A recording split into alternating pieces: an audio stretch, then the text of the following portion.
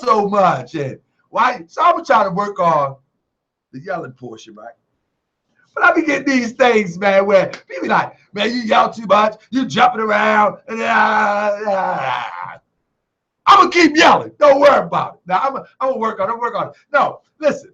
The thing is this, I keep telling people over and over, but I'm gonna try to bring it down because I'll be tired. After the show, I'll be tired. I'll be like, man, what is wrong with me? Why I'm so excited? Like, I need a fidget spinner. I need one of them joints like my son got and just spin that joint. I be pumped up, man. More science got me pumped up, and I hope it got you pumped up too. I hope it got you pumped up too. Listen, I'm gonna try to bring it down so I don't so don't, you know what I mean, get people disturbed too much because I really want to get people to get this message. All right, so let's go through it real quick before my guests come in. Let's go through it because I always like to do like a Jay Leno monologue. All I can think of is Jay Leno. I don't know. I don't watch that stuff. But anyway, check this out. So listen. If y'all wasn't watching the show last week, I'm gonna be giving these updates, right? If y'all wasn't watching the show last week, we was doing a good show. We was talking about what is Armageddon? What is Armageddon? And we concluded that on the show that Armageddon is a fight between good and evil. And there's two different types of Armageddon. There's one within the Muslims in the East. They would call that jihad. That's the internal Armageddon, where we fight amongst the good with us, fight against the bad in us. The bad goes down, the good should remain victorious if we really fight in that fight. So that was the show last week. But in the show, towards the end of the show, we had the FBI informer call. The FBI, I actually cut that out of the show because I don't want to give the FBI any more power than what he already has. And the power that he has is to incarcerate people for things that he doesn't agree with. And so I cut that out of the show, but he called in, and one of his concerns was, I don't know why it was his concern, was why did I use certain clips in the video, the music video that I did called Peace and Love. Family, if you haven't seen it, type it into Harker Bay Peace and Love. I put the video together as a promotional tool, but the video is also on sale. I mean, not the video, the song is also on sale, where anyway you can buy digital music, iTunes, Google Play, whatever. Harker Bay Peace and Love. Also, Hotepin is too. It's wherever you can buy digital music, you can put in Hotepin to Harker Bay, it'll come up. Just search it. And the reason why I'm going to do this is I want people to be able to support the movement. We are going to take I did a GoFundMe, and the GoFundMe, it helped me get a few places. But I want to be able to give people something. I don't want to, man, the Prophet Noble Drew Ali teaches us that Moors are not a beggar people. You know what I'm saying? And so I will still do GoFundMes and do charitable things that can help propel this movement into the next level, help propel this channel so we can get the message out. But one of the things that I want to do is to be able to give away, sell products and goods that people can appreciate and don't mind paying for it. Like, what's 99 cents? Today we got 48 people in the chat. If 48 people will go and purchase each song, that will put $100 towards doing something going around the country. It is what it is. You know what I mean? It is what it is. It would give $100 to going around the country. So I just ask people to support it. Thanks to J Murray 504, brother. I'm gonna reach out to you soon. I got your message. I'm gonna reach out to you soon. I've just been busy doing a lot of things. But I'm just saying, if people can't appreciate quality music, yeah, it could be silly. Something, oh, that's silly. Whatever, man. It is what it is. So I'm just saying that I'm not going to ask for something if I can't give something. But if people want to support, I will accept that too. But I'm going to try to give something so we can have a fair exchange. You know, back in the day, we used to say a fair trade ain't no robbery. Remember that? That's what they used to say back in the day. So that's what we got to do. I want to give a shout out to all my good people, most importantly, Nick Cannon Bay. That's right, Nick Cannon Bay, king of the dance hall. I got to give a shout out to that brother, Nick Cannon Bay. King of the Dance Hall. Also, I want to give a shout out to everybody in the chat. J Murray 504, Don Rydell. I want to give a shout out to Collective Minds. Collective Minds said, keep yelling. Ray Ye, I got to give a Tomb Ray Ye. And that brother be staying in the chat. And I want to give a shout out to, what's the brother name? Kane, Labathian Kane, the Black Banter, all the people in the chat, man. If I missed you, I'm sorry. I'm going to get you on the back end. Zenobia, I got you. I got you. Islam, hold it down. I've been watching your videos. Your live stream that you did on Facebook last week. Sister, do your thing. You got my support. But okay, so the brother imposter or informant comes on the show, and one of my questions was, why is it that this brother is so concerned with what I do? And it boggles my mind that grown men are trying to protect other grown men. For example, he was talking about a video that I put out within the video that I did, and the video was a video that Polite pulled out. I just snatched a piece of it and added it to my video. And he came to defend Brother Polite. And so the question is, what type of psychology is going on where a person feel compelled to defend another man who is capable of defending themselves? You know, who is capable defending themselves. I'm reading the chat a little bit. So it's Monty. Peace and love, family. So the question is, let's see who else. See, we got a guest here. He talking crazy. So I want people to watch the chat for the derogatory things, because we got people coming in that want to try to shut this thing down, because we're going to free some minds up in here. But we wanted to question, what is going on with the mind state of people that they come off the mouth like that? Like this brother came off and says that he's clergy. Yet he got so frustrated, he cursed and went into a rant until I had to hang up on him. And so the question becomes, is this mental illness? And I say yes. So we got a brother coming in a minute. He putting in the things that he got to do to get on, and he'll be in a minute. But we're gonna look at these type of behaviors. These type of behaviors that seem to be mental illness. We're going to examine it. And this brother is actually a real counselor. He's going to be on in a minute. We have to examine this. When we look at things that goes on, what we call the conscious community.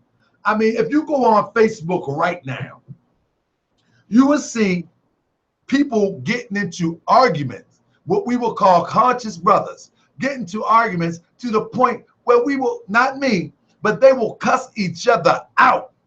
I'm talking about just literally cuss each other out like they don't know nothing. Just cuss each other because they disagree on a point of understanding, of a degree of understanding. They disagree so much that they are even threatened to fight one another and all of that. Now, let me say something. I don't disrespect nobody. I don't think anybody can find a video of me calling somebody out their name. I don't think anybody can find a video of me initiating any issue. I don't think anybody can find a video of me disrespecting or low blowing anybody. I just don't see that. If I did, I will apologize if somebody picked it up, because being conscious is about an awakening. Being conscious is about being aware. Being conscious is like, check this out. If this person is talking half crazy, and I say that I'm conscious, he said that he's conscious. The way that you identify the conscious one is how the one that tried to bring resolution to the situation. And that's how you will identify. So boom, if I see a person talking half crazy, right, especially on Facebook, I'm off the break. I might entertain a couple lines with you. After that, man, I'm gonna block you, man. I ain't got time. I got bigger fish to fry, man. I ain't got time. You know what I mean? I'm gonna go ahead and block you and like, man, you ain't trying to learn nothing. You ain't trying to work with me. You're trying to work against me. So for example, a sister, which I won't name no names, she hear about that I'm about to do a virtual Moorish Science Temple of America. And instead of this sister saying something to the fact that, brother, that is a great idea. How can I help you? The sister comes on the feed and says, you need to get your study up before you do that. Who gave you authority? See? The principles that allude to slavery. Like, if you're my sister, then you don't ask me who gave me authority. You call me up. You got my number. You call me up and you say, brother, I noticed that you're about to create a Moorish Science Temple of America virtual temple. First of all, what is that all about? And for the sake of the people that's listening, I will explain. And for the sake of the people that is listening, I will explain. Moorish Science Temple of America virtual temple is a Moorish Science Temple of America that will provide a virtual temple setting for all of those that are in places that have no temple. But now it's not there to take place of a brick and mortar Moorish Science Temple. What is there for is to prepare people to create a brick and mortar temple. So if you are in, like a friend of mine in North Dakota that I met from him watching Moorish World TV, there is no temple in North Dakota. There is none. So how do we get a temple in North Dakota? Do I go to North Dakota? Do I really go to North Dakota? That's a possibility. But heck, if I go to North Dakota, I'm going to have to go to South Dakota. I'm going to have to go to Missouri. I'm going to have to go to et cetera, et cetera. You get my point?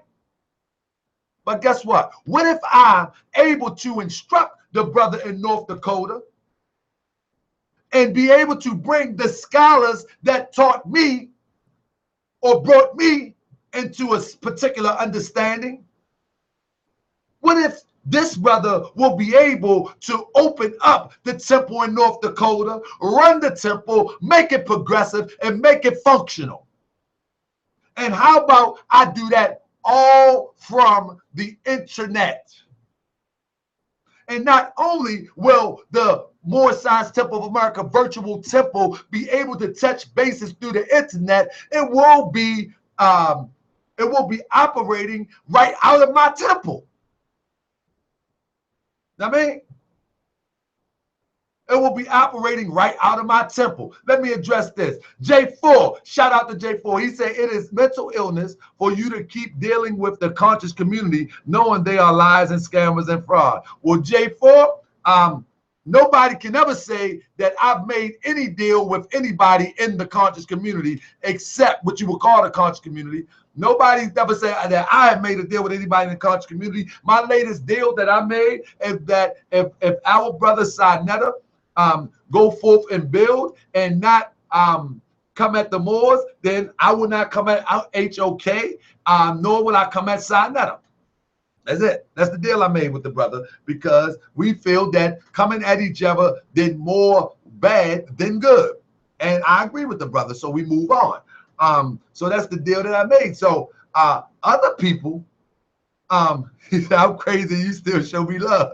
But other people need to understand that there is no temple in certain places. And somebody that would tell me that have my number and know that I'm about to start a virtual Moorish Science Temple of America, it probably would be, let me look in the camera. It will probably be in the best interest of anybody, instead of condemning, ask how you can join forces with me, where you can be able to teach via Skype, via Periscope, via any vehicle that'll get you through the internet, instead of trying to knock and destroy the building process. Because these temples that will rise up will be the temples that will have neighborhoods connected to them. These will not be church-type temples. These will not be mosque-type temples, if you will. These will be building temples that will be connected to neighborhoods, businesses, etc.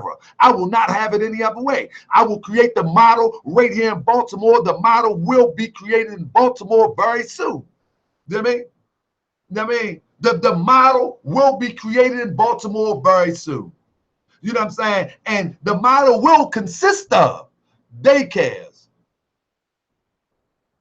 grocery stores, laundromats.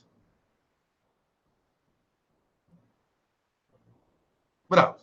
Gardens, schools.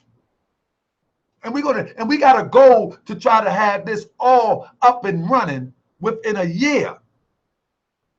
Within a few months, the temple will be up and running at an area where the houses will be right in. And this is going to start in October. That starts in October in Baltimore.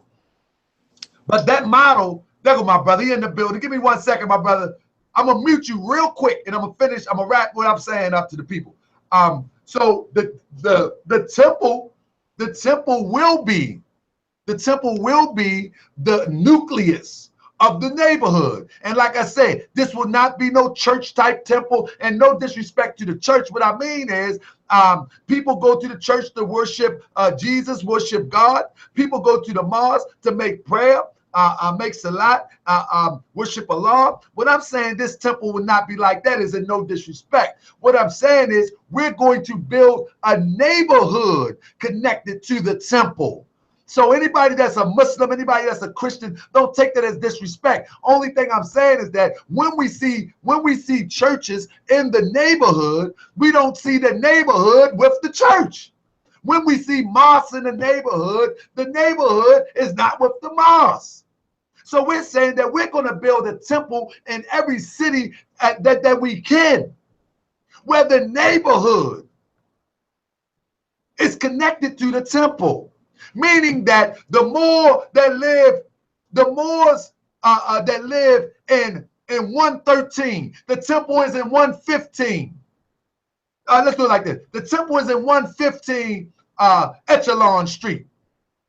Now 113, I live there. 112, Sister such and such lived there. 115, the family Brown Bays lived there. And all the way around the block. The school is at 215 Echelon Street. The grocery store is at 515 Echelon Street. You see what I'm getting to? And so anybody that joins the virtual temple, we're going to train them, we're going to teach them, we're going to show them how to create a functional temple.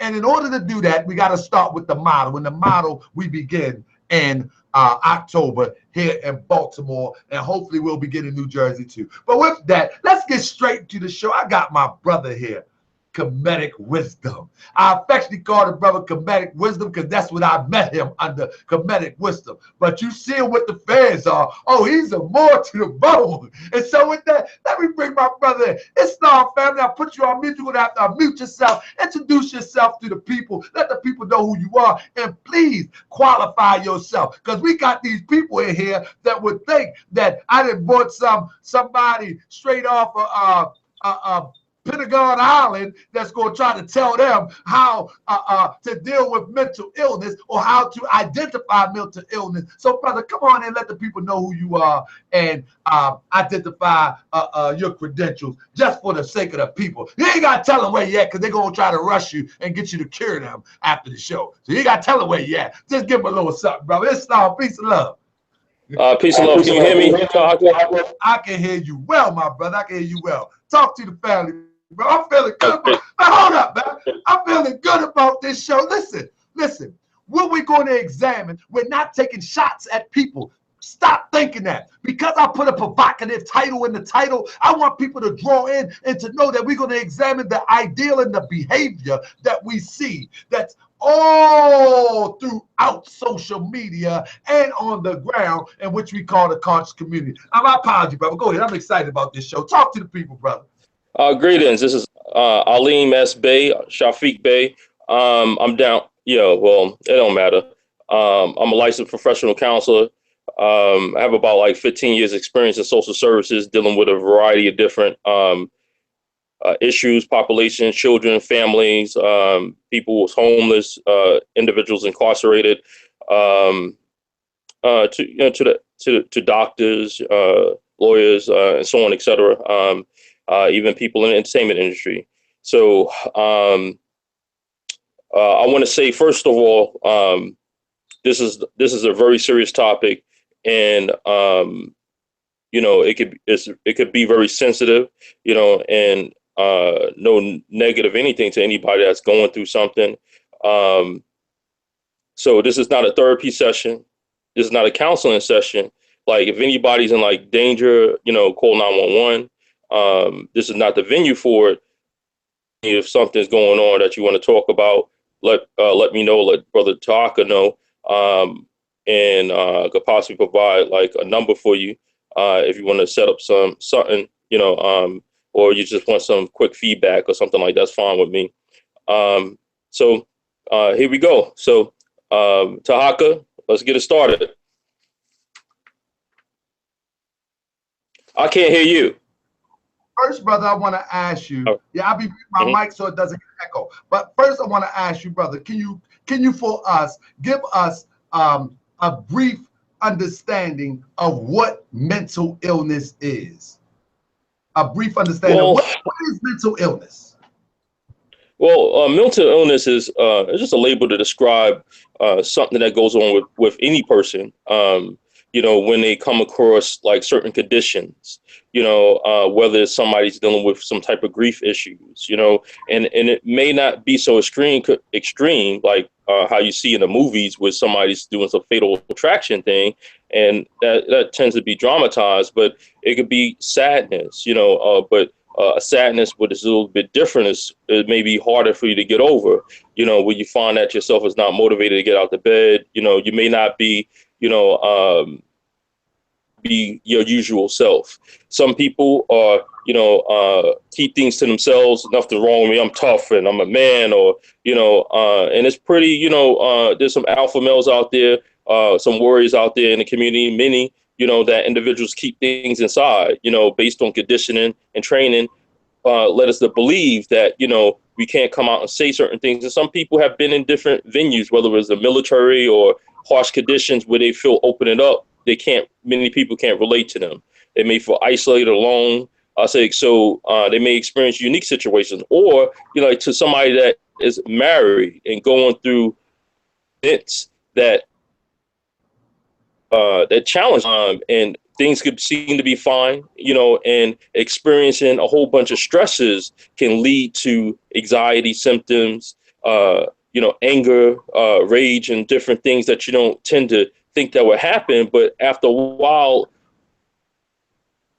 getting an outlet, if you can't relate to somebody, it could lead to the conditions worsening. Like it can affect your job, it can affect your relationship. And that's when it starts getting worse and worse the longer that somebody waits to get some help on with them.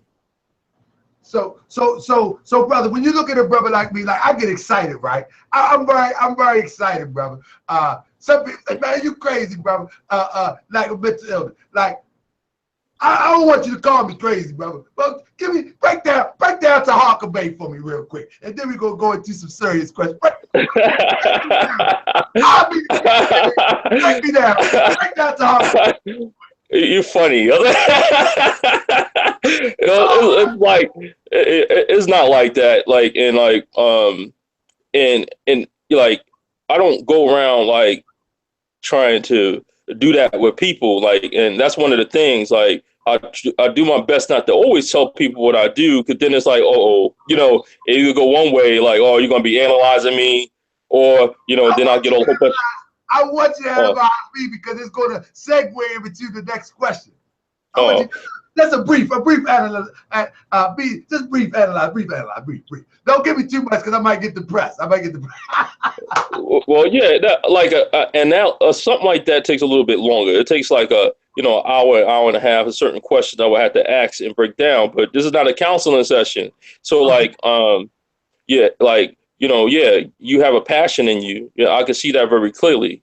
And you care about people in the community, and that's obvious stuff. I think anybody can see that. So you have your nature is a little bit different from most people, and some people might go, hold up, that brother comes across strong, but like everybody's different. Everybody got different temperaments. So, you start going into like what temperaments tend to be like that. You may have like a Aries tend to be more aggressive, so going into like the signs and stuff like that. So it depends on what it is. And everybody has different personalities that make them things. Some people are more laid back. Some people are more like out there, outspoken. And so we got all different types. Some people are leaders by nature. Some people are organizers by nature. Other people are communicators, and we all function different. Oh, but see, that's beautiful. That's my brother. That's my brother. See, he know how. Yeah.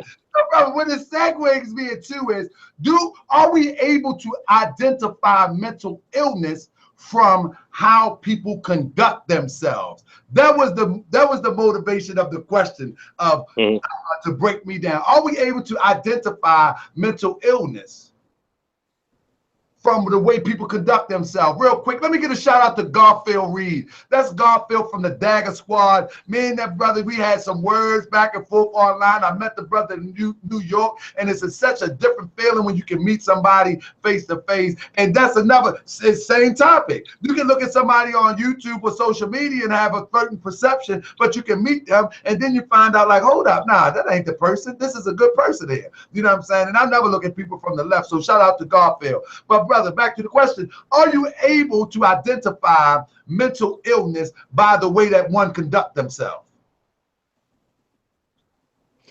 Well, it can be, like if somebody goes at a snapshot, you got symptoms, because it could be many things that could be happening with a person. A person could be, if they put a certain post online, and it's an extreme to what the average person is putting out there, like I want to get naked, and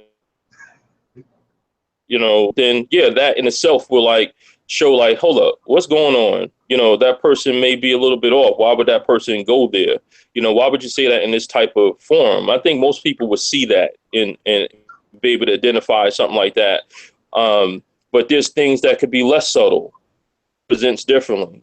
You got extremes, and you have stuff that's a little bit subtle. So like where you have domestic violence, which is a very serious issue, that, you have many people that get themselves in situations like that and don't see it coming, and it's not just females, males too.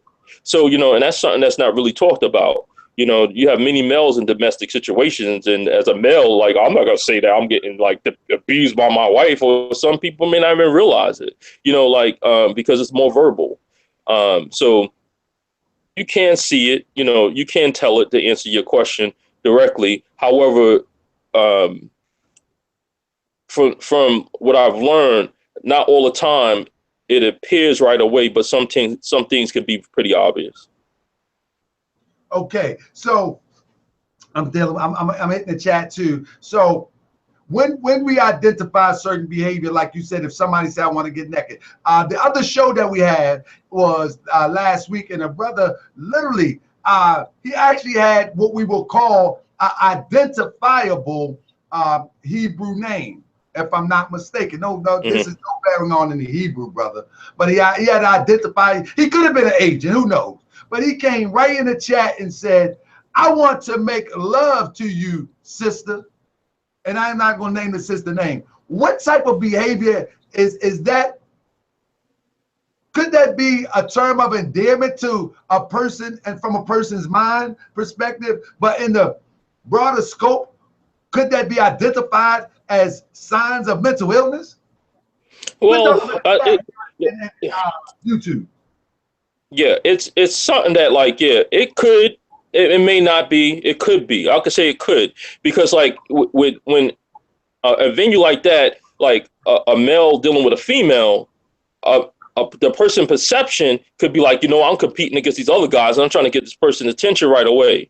So, but however, in the landscape of how the person approaches it, and dealing with a more conscious setting, if you approach a sister like that, you're more likely going to get rejected. So, like, it could be a person's nervousness. It could be a person's maybe the person is angry. It could be something that person, approach people, and they may be using others and female. It's so it could possibly be sometimes the don't know till you talk to someone, because you never know what the purpose of a person. It could be disruption. Right. If that individual went on there to disrupt or create anger. Absolutely, absolutely. Before I go any further, I would be remiss. I like to keep going with the chat. So we got a few questions in the chat real quick. One person says, ask the brother, what's the difference between self-esteem versus self-confidence?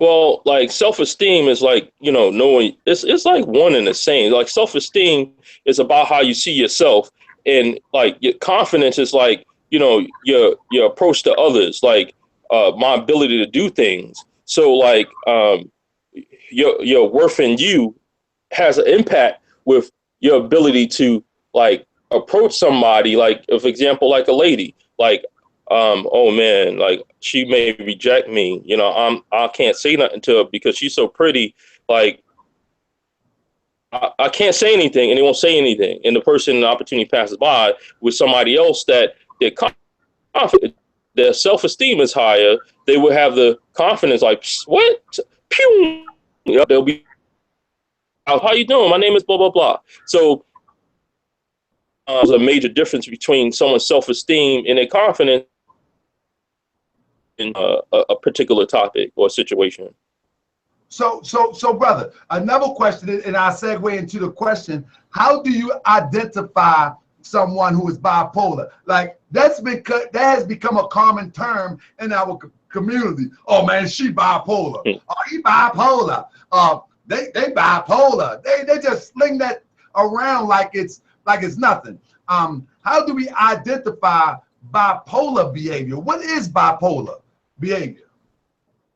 Well, like bipolar people, it's a certain criteria that people have to meet, and I won't go into the detail about the criteria because I don't want people taking notes. I'm going to be applying for disability or something, but I have to also keep that in mind. But like bipolar in a general sense is something was a challenge with emotion. So some people could be down, and then go to a swing of a little bit of anger. So, but you will find that person more temperamental. Okay. Where you'll probably recognize a bipolar person like pretty fast because they would stand out. Their pattern would happen again and again. They will start erupting over small, tiny things that when you're like, hold up, nobody was attacking you. Like it will be stuff that while you're upset, and you'll see it again and again and again. But however, it is what it is. Like everybody's in different places, and just because and it's a label to describe symptoms that somebody's going through. So I don't get too caught up on labels. But you asked me about the label, and yeah, like we're working and putting in claims and stuff like that. You have to use labels so people identify and understand the person. However, to help somebody, I try not to focus on that. But like, if someone have the message is not to attack you or put you down, everybody needs help. So like, and also, those that out there so quickly, even still, you may like out of upset, like there's something wrong with you. Like you can detect it. Like you got to be this. Like it's easy to start self like diagnosing, but that label, if you do it wrong, it insult people. And if somebody's going through something, they rage out on you, and may not even tell you what's going on. The person that has it, probably won't admit it or be offensive and defensive, and may not even open up on that because it can involve a person can have PTSD stuff going on. They could have had trauma, associated with that because it appears like that. And sometimes trauma victims, or let me not say victims, because some people have an issue with victims, but some people have experienced trauma. It can appear like bipolar because their moods shift the same way, have anxiety and stuff like that. So to answer your question. Okay, so how would one deal with a family member, a loved one, or someone with bipolar? How do you get along if they don't identify? So say you see the shifting of the behavior or the mentality, if you will. How do a person deal with that? Just say, if you will, for the lack of a better term, the person without bipolar is in a relationship with someone that shows the shift and the flex, the up, down, the up, down. How would a person deal with that? And the second question is, how do they inspire or encourage that person to get help? All right. The best, well, see, everybody got different approaches. I was going to say the best approach. It's different approaches. Some people will go to a minister or a grand sheik and go for help that way and go the spiritual route. Some people tend to go to friends, and like, I don't know, I'm going through the stuff, and they may say, oh, this use, or use all the different words to describe what's going on with that person.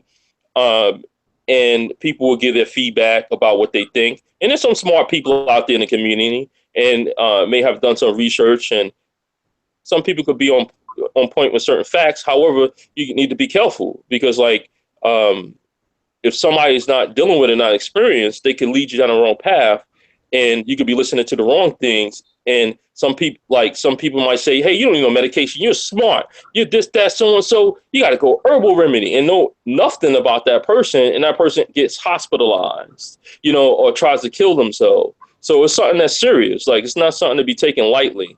If somebody understands that, hey, this person could end up in the hospital or try to stab me, kill me, somebody, and not saying that will happen.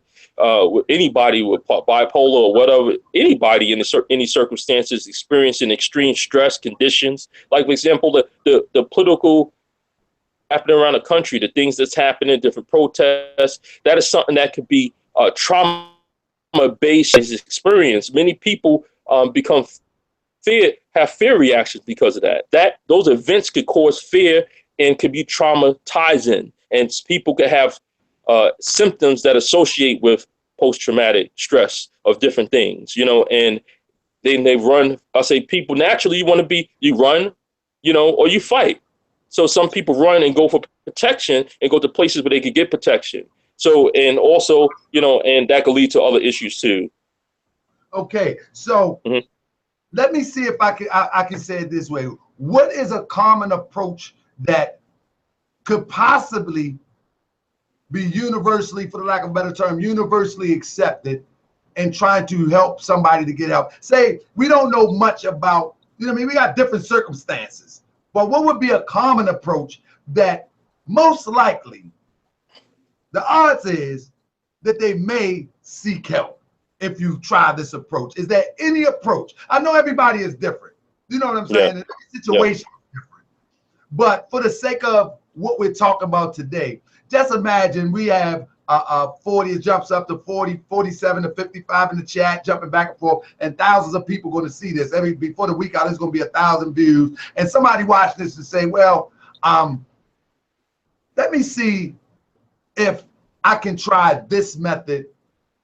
It might be a subtle method, but let me see if I can try this method to get my spouse some help. What is a universal method that someone could possibly use to possibly get somebody some help or try? That may be just harmless, innocent, but maybe try. What do you think, my brother? All right, and you said it, each situation is different.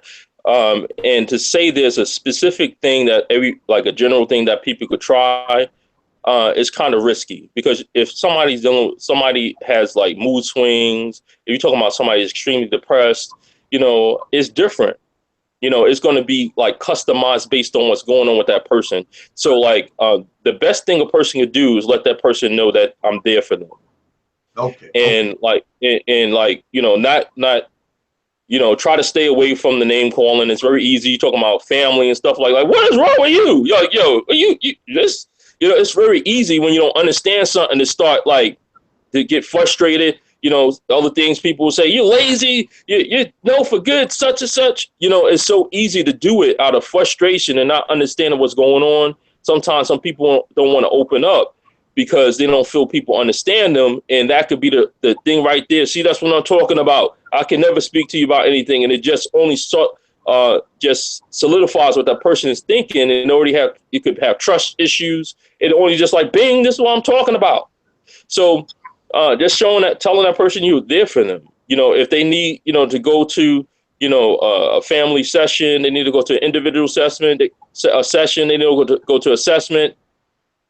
Be there for them if they want you to be there. If they don't want you to be there for them, let them go on their own.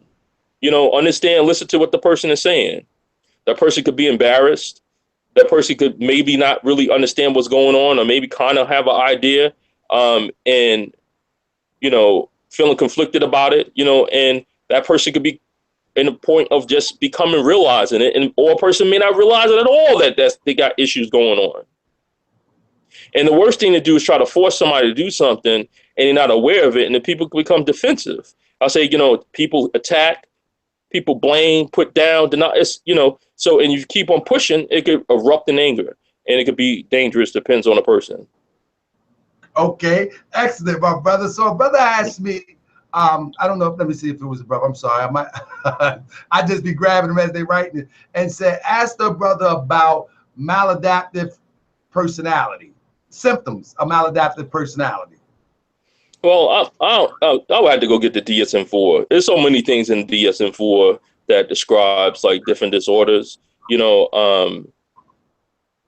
Why is that person asking about maladaptive personality disorder? I don't have a clue, my brother. I'm just reading it through the chat, and that's what they ask. So, what is maladaptive disorder? Well, like I said, I don't have a DSM-4. I'm not the one that knows everything in the DSM-4. No psychiatrist, no doctor, no nurse, nobody knows everything in it. That book is way too big. So but there are common things that people come into like treatment that you see most of the time, and which is dealing with trauma. You have depression, bipolar. You do have like things of schizophrenia that come in there. You have ADHD things that come in. You have cognitive disorder that comes in. So I'm not familiar with the term. So maladaptive disorder could be a host of things, different specific things of what I mean to say. It could be identified as ADHD. It could come under ADHD. It could come out under something else or something else or something else. Is that what you're saying? Well, hey, knowledge is power. I don't claim to know it all. Right?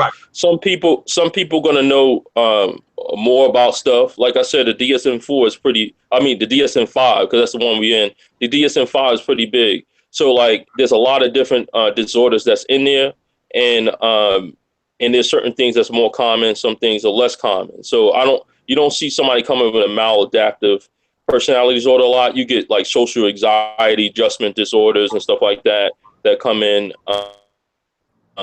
See that coming in with people that much. So okay, so the brother in the comment says that he was asked the question because it's a phenomenon within the World Wrestling YouTube debate circuit.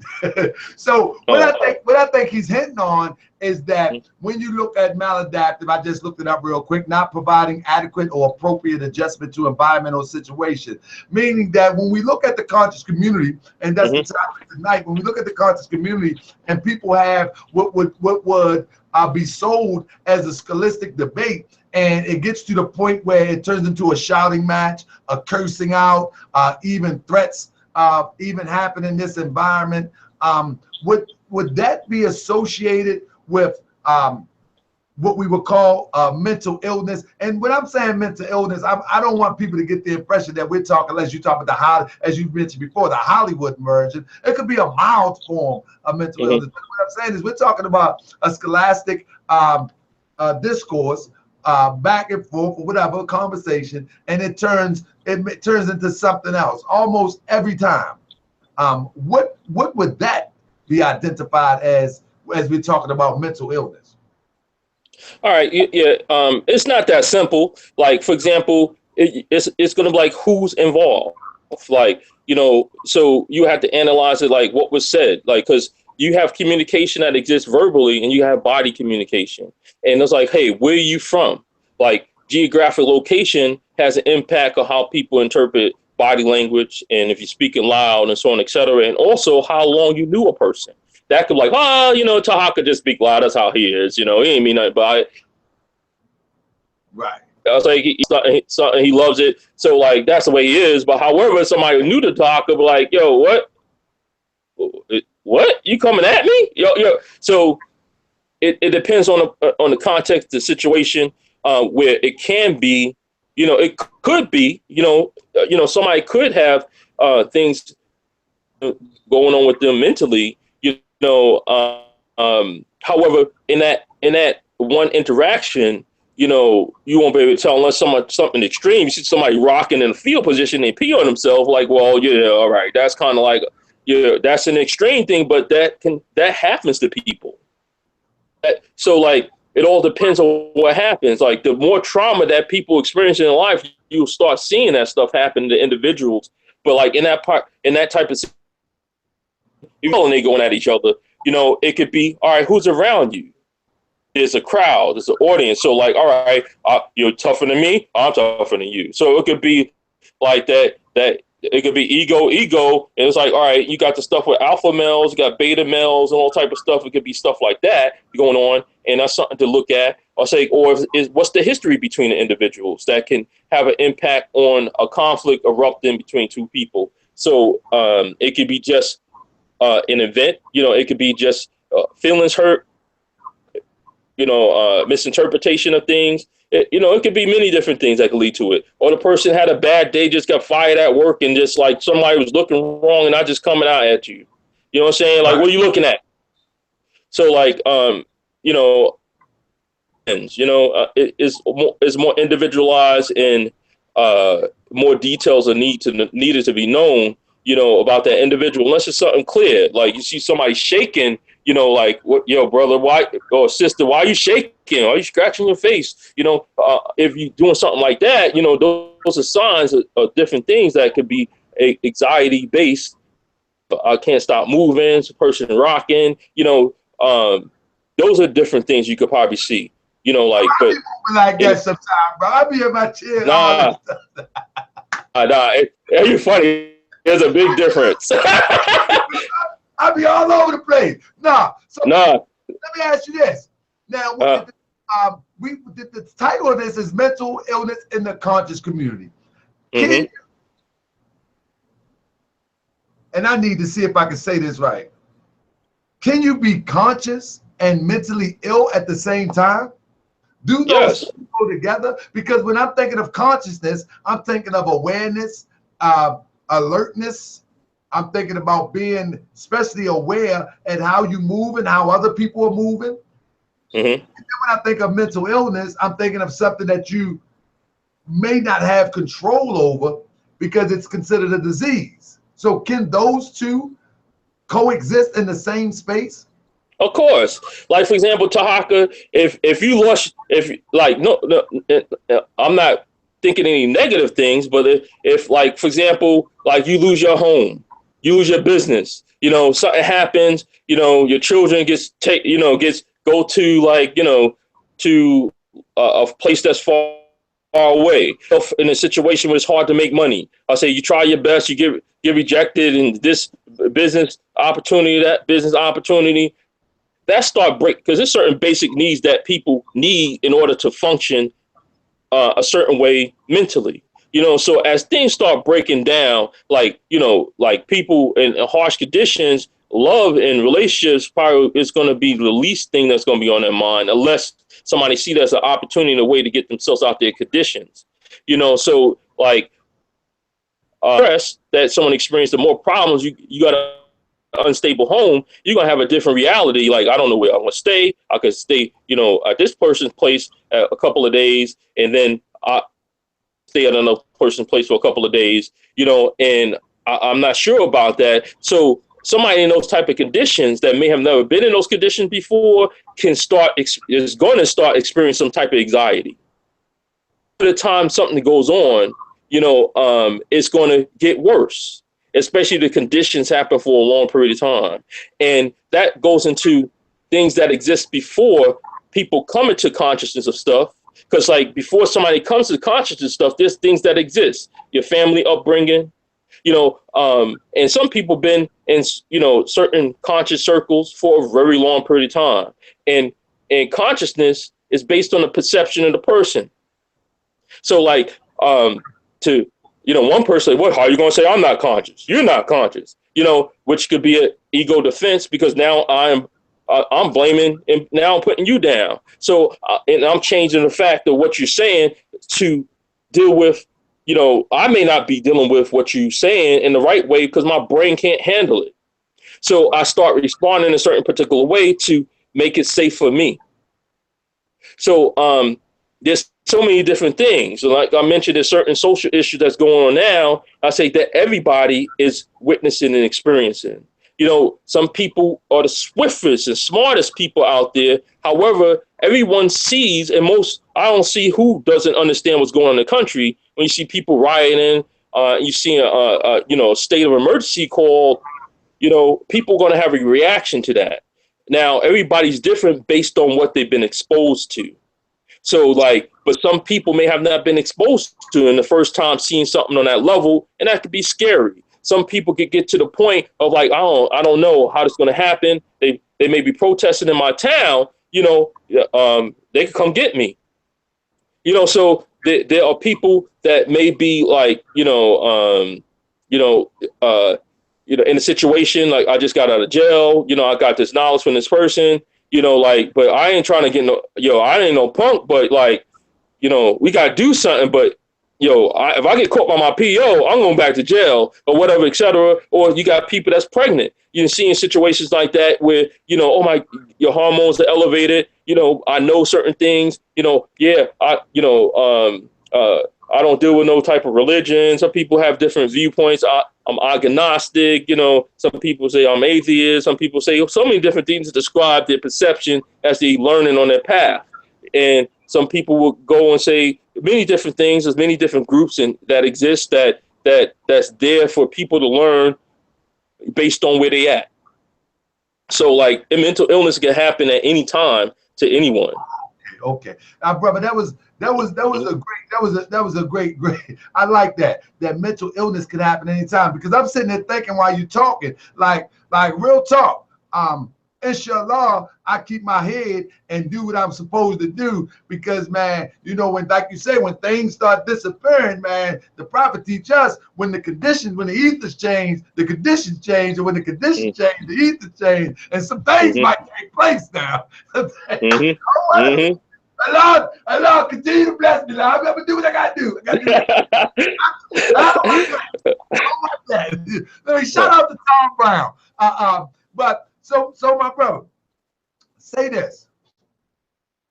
I've noticed that, and it's sad because I actually was having a conversation with a brother today, and to put it in the right way, because I wanted to be in a universal way where people can actually understand where it's coming from, that if they can identify this, even within themselves, they have the ability to address it.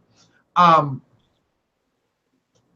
the conscious community, first let me identify the conscious community. This YouTube video is not a part of the conscious community. Let's be clear. This is YouTube. This is a vehicle to reach people that will enable them to help themselves or to come together as a group and help one another. And this is just a vehicle to dispense information. This is not, if you want to call me a part of the conscious community, you can, it's okay. But I'm telling you that this is YouTube, maybe the YouTube conscious community. I say that to say this. The true conscious community is in the community with brick and mortar. The true conscious community is children, women, men, working towards a common goal. And this is something that I dealt with today on a small scale, but on a major scale, I've seen it many a times, where people would join one particular group of conscious perception, if you will, and then go from another one and then go from another one. But everyone that they go from, because we know that Prophet Noble Drew Ali teaches that man ideals is God, and as man unfolds, his God unfolds, which is very understandable. You know what I mean? Like, I may start here tomorrow, I may end up over here next 10 years from now, and it might be the evolution of my ideal, which Prophet Noble Drew Ali say, man ideal is God. But what happens when every time a brother or a sister jump from one organization or from one perception or school of thought, but everyone after that is condemned? Is that a form of what will we classify? Because I think, like for me, if I was to leave the Moorish Temple of America, you got to give me something better. You have to. You have to. You may not have to disprove everything, but you got to give me something better. At this point, I don't see nothing better. I believe and have faith and confidence. This is it. This is all. I'm stuck. I got to live within the teachings of the Prophet Noble Drew Ali. But I've noticed that people throughout the years, and you may have witnessed too, that instead of leaving one and knowing that that was a stepping stone, now when they left, they condemn and beat it down so much. What would we identify that as? Well, I don't know. Like so, I would say experience, like that person's experience, because everybody has experience. Like as you mentioned, perception. So, like as a part in the Quran, it talks about like when you shine light in the dark, you know, people spread and they don't want the light, and it talks also about, you know, ideals. You know, and a man's ideals today it's not going to be their ideals tomorrow because it changed. So like it could be, you can see like, hey, it could be somebody running from the light, or it could be the person just seeing it from like, you know what? All right, I'm not feeling these brothers, you know, like it don't vibrate to me. So I'm going to go here. You know, and somebody could come with some information. Let's say if somebody's coming with some information that it could be valid stuff, and you know, let's say if they're coming like the prophet did, like back in the day, and coming up with this new information, like, boom, here it goes. I'm sure some people like, what are you talking about, prophet? Oh, what nationality when he came out on the scene, because it was so new and different and based on the state of the mind at the people at the time. So like during that time period with Jim Crow, you know, in different conditions and people coming out of slavery, you had a different mentality that people had, those that were in it, you know. So you have people that were subjugated and asking permission and afraid to do certain things. So those conditions could impact, you know, somebody's perception on an event. And I'm not saying somebody has that type of mindset or anything, but, you know, during that time period, you present certain information, it could be like so scary or whatever, or it could be the fact that it may not be that deep. You know, it could be just the fact that I'm not feeling the vibe of, you know, this temple or this church or, you know, this mosque or this, you know, this organization, and I'm moving here and I'm moving there. And each process that everybody goes through is something that they're learning from, and each person's path is different, you know. I definitely agree, but I'm talking about when one thing I have a problem with when I see complete condemnation of everything. You know what I'm saying?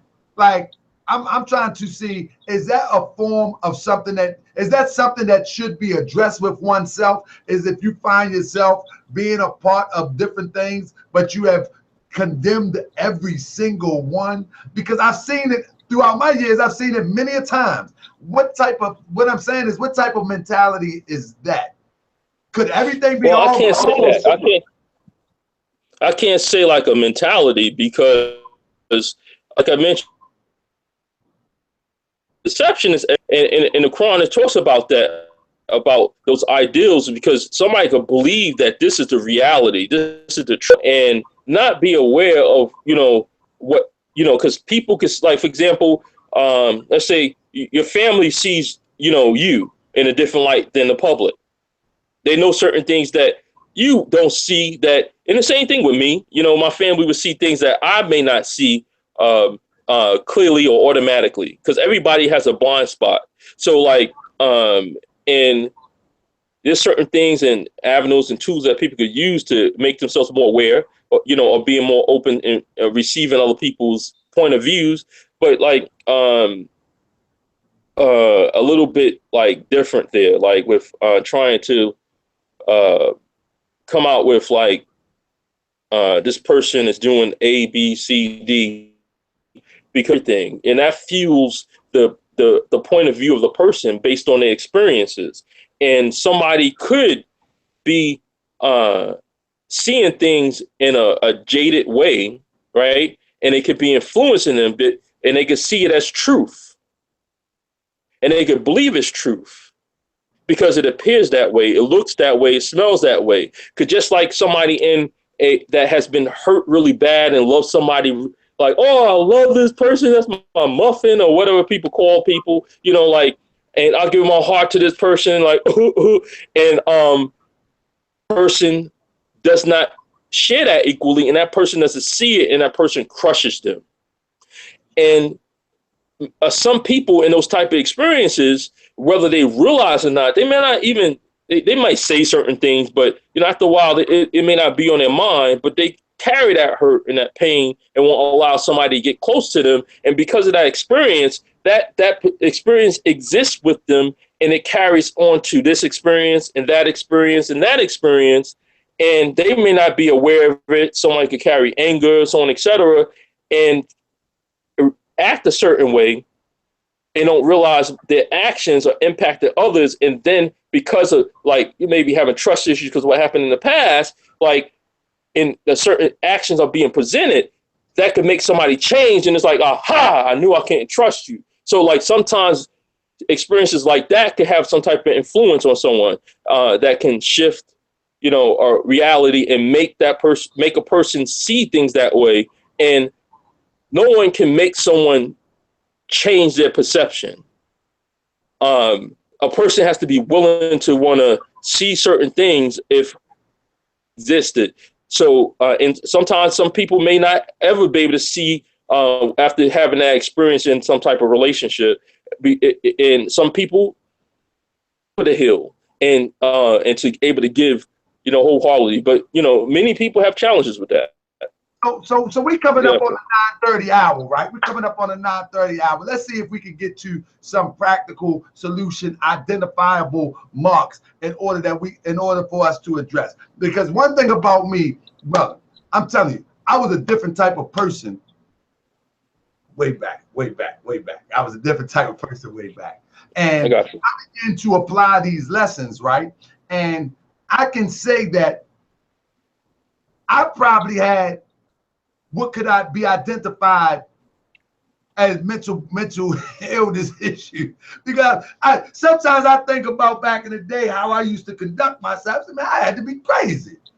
I had to be crazy to some of the things, back then. Anyway, so I know what did it for me.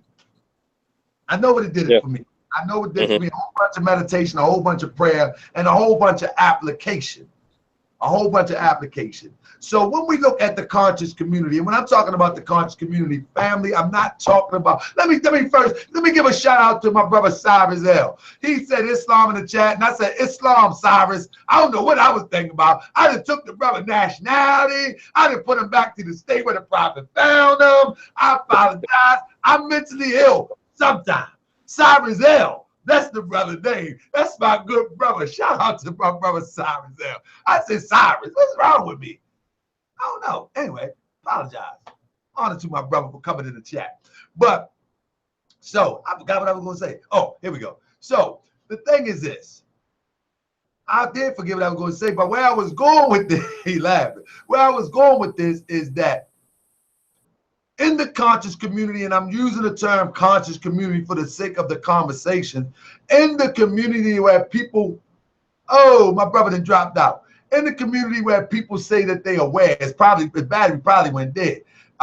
He might was on his phone, I don't know. But in the community where people say that they are aware of what's going on in the world, and what's going on with self, what's going on with God, in this community, whether you be Hebrew, whether you be Moorish American, whether you be Christian, whether you be whatever you may be, in this community, he's back, in this community of people that call themselves or consider himself aware,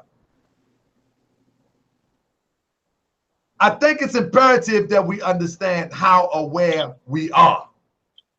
And so when we see, for instance, I was on a Facebook post one time, and I don't really deal with the squabble on Facebook too much. I may throw a little something in there and I keep it moving. But I see a little post where somebody comes at me for attacking Moors about the right to travel, and the argument was so baseless, which I never attacked any specific Moor. I attacked the ideal. But now let's get into that. When we say that we are conscious, when we say that we are aware, and look at the right to travel situation, or the sister I had on the show, shout out to the sister. I'm gonna give her a call soon to check on her status. And I ain't talking about the status that y'all talking about. I'm talking about how she's doing. She mentioned on the show, and this is no strike or shot at the sister, but I just want to examine it because the awareness part of it. She was on the show and she asked the judge, did he have jurisdiction? He doesn't have jurisdiction, and does he have a delegate of authority? Now, her children, and I'm only saying this for the sake of the conversation. If the sister's watching, sister, I love you. I'm going to call you later or tomorrow to check on you anyway. But this is something critical. It's serious. It's not a joke. It's not for a YouTube view. It's not for that. I just want to examine. My advice to the sister was, sis, you got to go in there and normalize yourself. I said, in the sense that they already have your children and you asking them for a delegation of authority, they already have the authority. They have your children. Mm-hmm, mm-hmm. How do we approach our people that, and I'm talking about in the Moorish paradigm, because this happens in the Moorish paradigm more than any other paradigm, where our people will stand on something and from the outside looking in, it appears that everything is sinking and swallowing you up, but they continue to stand on it, brother. What is that, and how do we, or how could we address that? All right. So like with that particular situation, like I've seen that, and we spoke about that in the past. For me to do what I'm doing, when I was in New York, there was a class I had to have. It was a family law class, and was taught by a magistrate. And I was doing heavy studying at that time into law. And when I was younger, I was obsessed in the law library downtown, like where it was like 34th Street or something, or 42nd, or somewhere around there.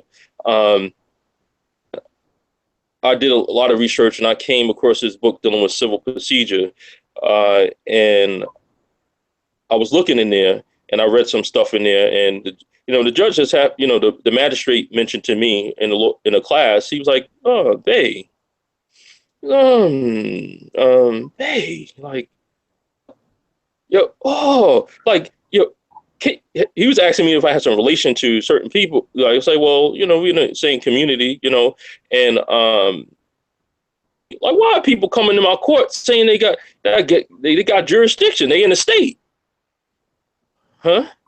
I was like, and to me, when he said that, it was a trigger to me because I just happened to be reading that book dealing with civil procedure that week or a day before, and everything happens the way it's meant to happen. And what associated to me, I was like, oh shoot, do you mean that because that person has a contact in the state? He was like, exactly. And I was like, oh. So, and what that meant by reading that procedure, like, all you need is one contact. And it, I don't remember all the contacts, but it's been some time that I read through it. But one thing I remember, one contact existed, that you're physically on the land, you're physically in the country. So like, if you go to Zimbabwe, if you go to Australia, or you go back to Egypt, as soon as you touch the soil there, it has jurisdiction over you. I say, period, based on anything that takes. And Yeah, hold on for a moment. My alarm went off. Hold on. Okay, that's right. Now look, see, he ain't mentally ill. He gonna check out that alarm. See, he ain't mentally ill. I ain't either. That mean, y'all see that right there? Let me show you that. That called the night owl. All right. That called the Yeah. night owl. Hold up, brother. I ain't mentally ill either. That's called the night owl. I mean, I see all around the house. So I'm telling y'all, don't be playing. Anyway, I just had to go to a rant. I had to go to a rant. Go ahead, go ahead. Go ahead, my brother. Yeah. So yeah, that, and that made sense when he said it. So like, and at one time, like based on the circles that I was in, hearing stuff about learning about different things, I kind of understand how somebody could go and start going into like no jurisdiction and so on, et cetera, when he starts studying stuff like the Buck Act and all different type of stuff. Like, it can appear a certain way. So like the prophet already addressed this already, and he made it very, very clear. And in the it's in the Constitution and bylaws. He says that we're citizens. Period. Facts. We are law abiders. We're supposed to follow the law. Facts. Now, if it's something that you want to challenge, there's certain ways that you could deal with it. Do research, write a letter, and send it to a lawyer. Right? Oh, and there's a bar association. No, they barred and they don't practice law. However, the person that you learn it from, how many people are lawyers? The judge that person is considered an expert. So what they use in law is basically evidence. If you already just research and you went to a law firm and you paid money and you had this law firm came out with some information, then that's evidence that this information is true. However, if you are a law abiding and doing the stuff that you're supposed to be doing, you shouldn't even be up in the courts. However, I do understand sometimes things happen, and things aren't just that simple. Some people is against me. They didn't like me because I started getting to this new information. They didn't understand it. I tried to convince them, and they thought I was, or they thought I had something wrong with me. Talking about, yeah, we're natural. We the Aboriginals from this country, and you got to learn about your history. And we're trying to convince some people aren't ready for that. Not everybody's meant for that. Whoever's meant for that, you don't have to force them. I used to be that person back in the day, up in the streets of New York, trying to debate people and like trying to convince them into it. But one thing I've realized is a complete waste of time for me to try to convince somebody. I started focusing on people that was interested, because what's going to happen? Was you a bit mentally ill? I don't know. You said mentally ill. I was passionate, so like. Brother, I used to be like that too. I mean, I don't mean to cut your wisdom, but brother, yeah. I was like that too. But you know what? A few years ago, it dawned on me, and I say this on the show all the time. I don't want to force somebody to want to do this work. Mm-hmm. I want those that come ready to work, because we'll get more done that way. Yeah. If I gotta convince you, we study these lessons. They say man must have the light to receive the light. Mm-hmm. If you have it, you're gonna come ready to work. Mm-hmm. If you don't have it, even if you have a flicker, it might be a little tussle, but you'll be ready to work. Mm-hmm. So I look for those who ready to work. So, brother, I'm with you. But I used to, man, I tell you, I used to be ready to go the spot over, talk about the prophet, all type. Oh my goodness, I was something. Yeah. Anyway, go ahead, bro. But could be considered a mental condition to put everything on the line, even your children, for something? It depends on the perception of the person viewing it. Like, so somebody not understanding about the Moorish science, not understanding about the different things that's out there. There's some brilliant people out there that has access to great information, and can articulate themselves. And I think they mean well, and trying to help people, to uplift them and share information to protect themselves. However, some people don't think about, some people believe that they're right with what they're doing. So And yeah, maybe in the future this will work, and with some more application, so you got people that view things differently because perception once again. So like you can go into different things and find stuff, and I'm sure some people found some real good stuff. However, there's ways to go about it.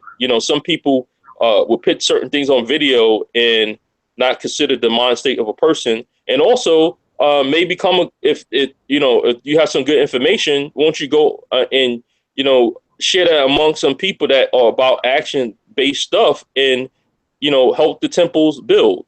If these things are legit, and go to a lawyer, put it together, get some confirmation. Now it's not just my words. Yeah, some people are like, why should I have to do it?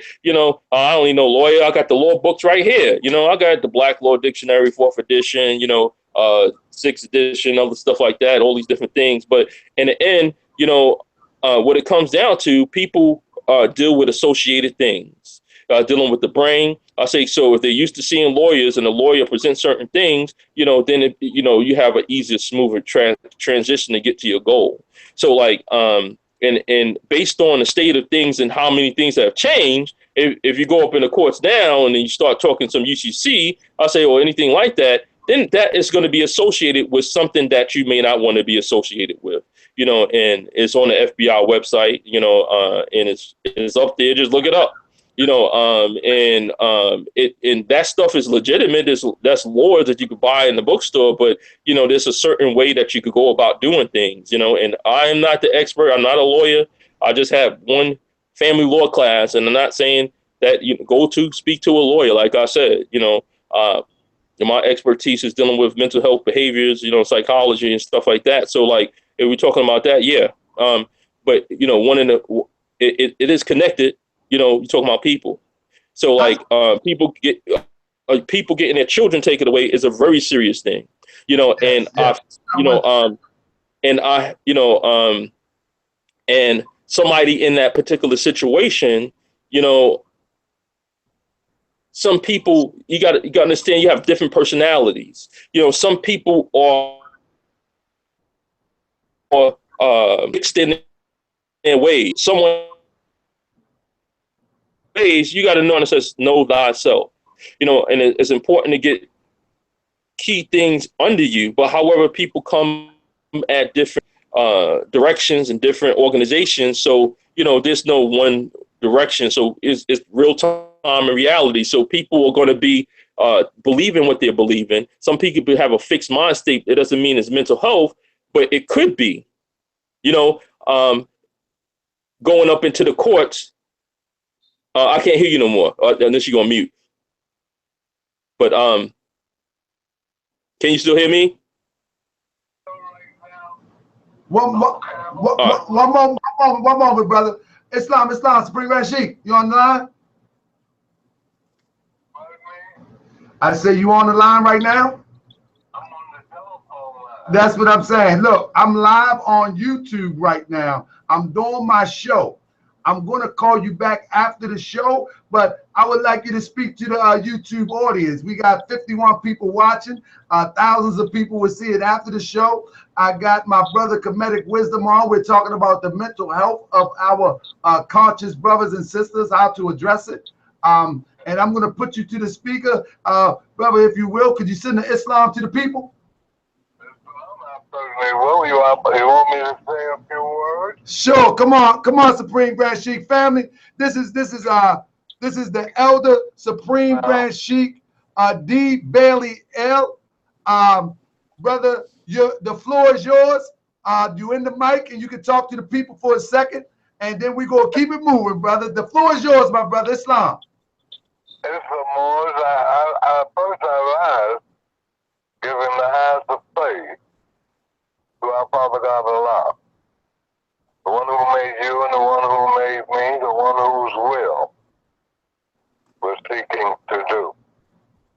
I give the highest of honors to his and our holy and divine prophet, Noble Drew Ali, who came to us in due time to bring to us the old time religion and now everlasting gospel. Give honor to our Supreme Grand Council, to our grand body.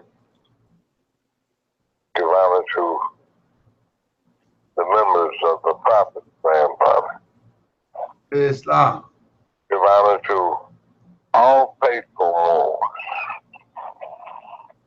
You know, Act 7 of our divine constitution and bylaws clearly sets forth what's required to be faithful, and nobody can change that. And we shouldn't. We shouldn't take away from it, and we shouldn't add to it. You know, what the prophet gave us is a foundation, and what we do is we build on it.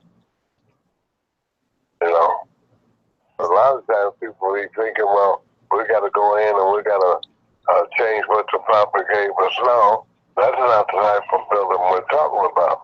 We're talking about building that temple of perfect man. We're talking about working on yourself. It's Islam.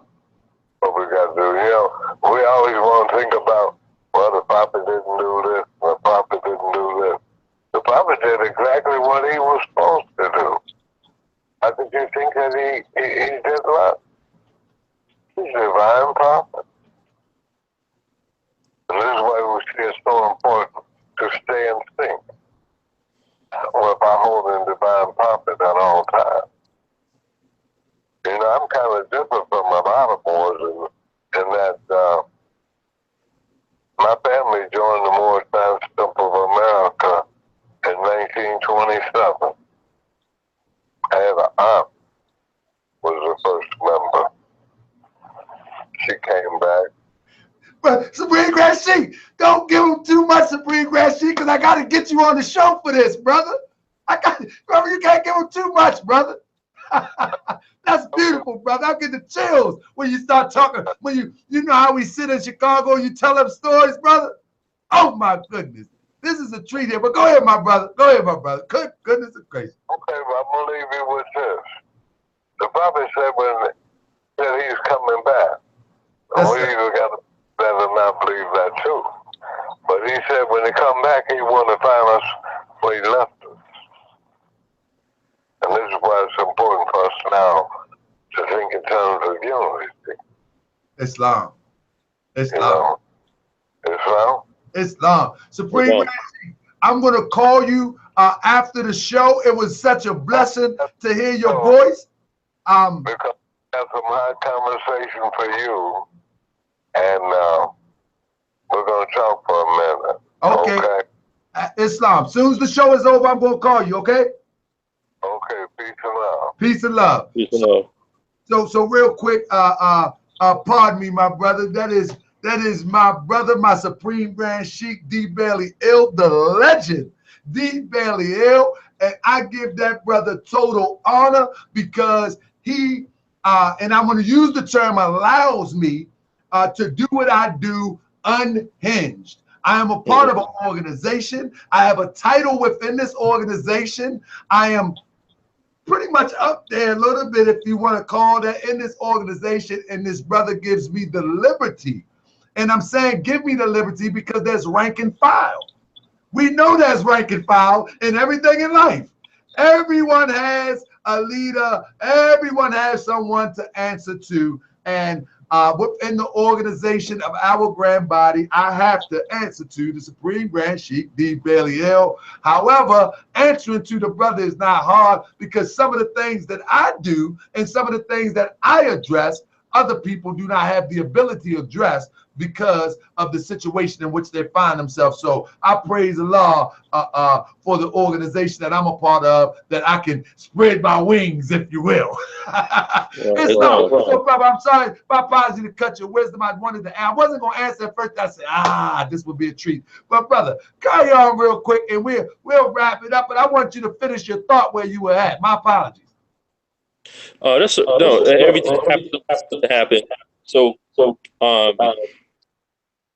what I was saying is about that's in situations, unfortunately that, got their children taken away.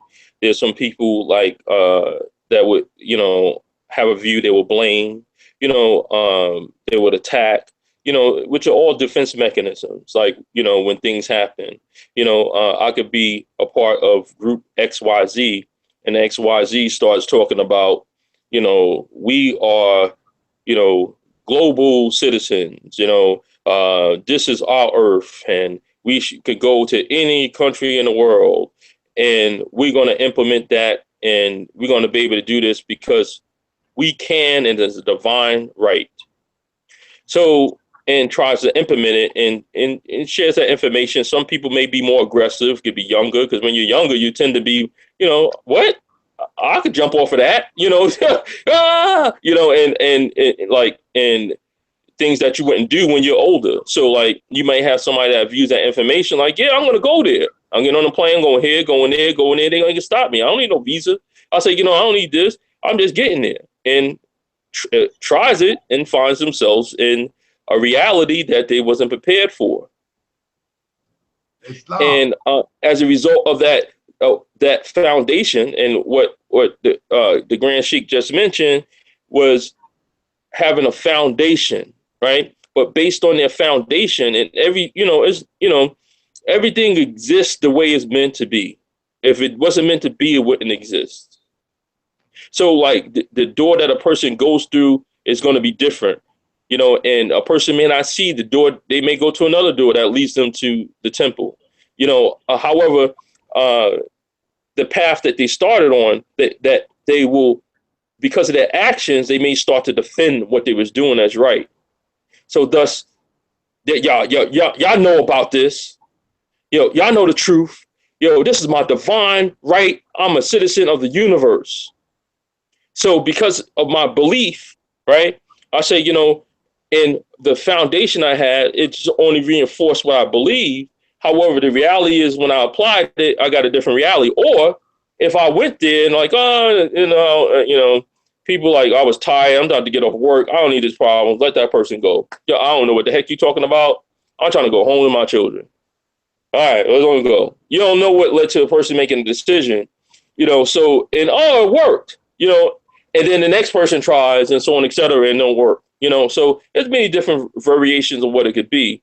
But, when somebody's in a situation, they can rationalize and justify it. And unfortunately, there's some people that are in bad situations, whether their husband, because of exercise of certain things they believe was true based on a foundation, and found out a different reality, and find themselves in a situation they didn't plan on anticipate, and find themselves, I can't get out of it, or believe they can, but it hasn't changed, or they get in the situation and make it worse. Like somebody could say, you know what, just show me your license, so on, et cetera, and they may have one and they want to show it. You're like, why should I have to? What, what's your authority? What's your delegation of this? Or whatever, et cetera.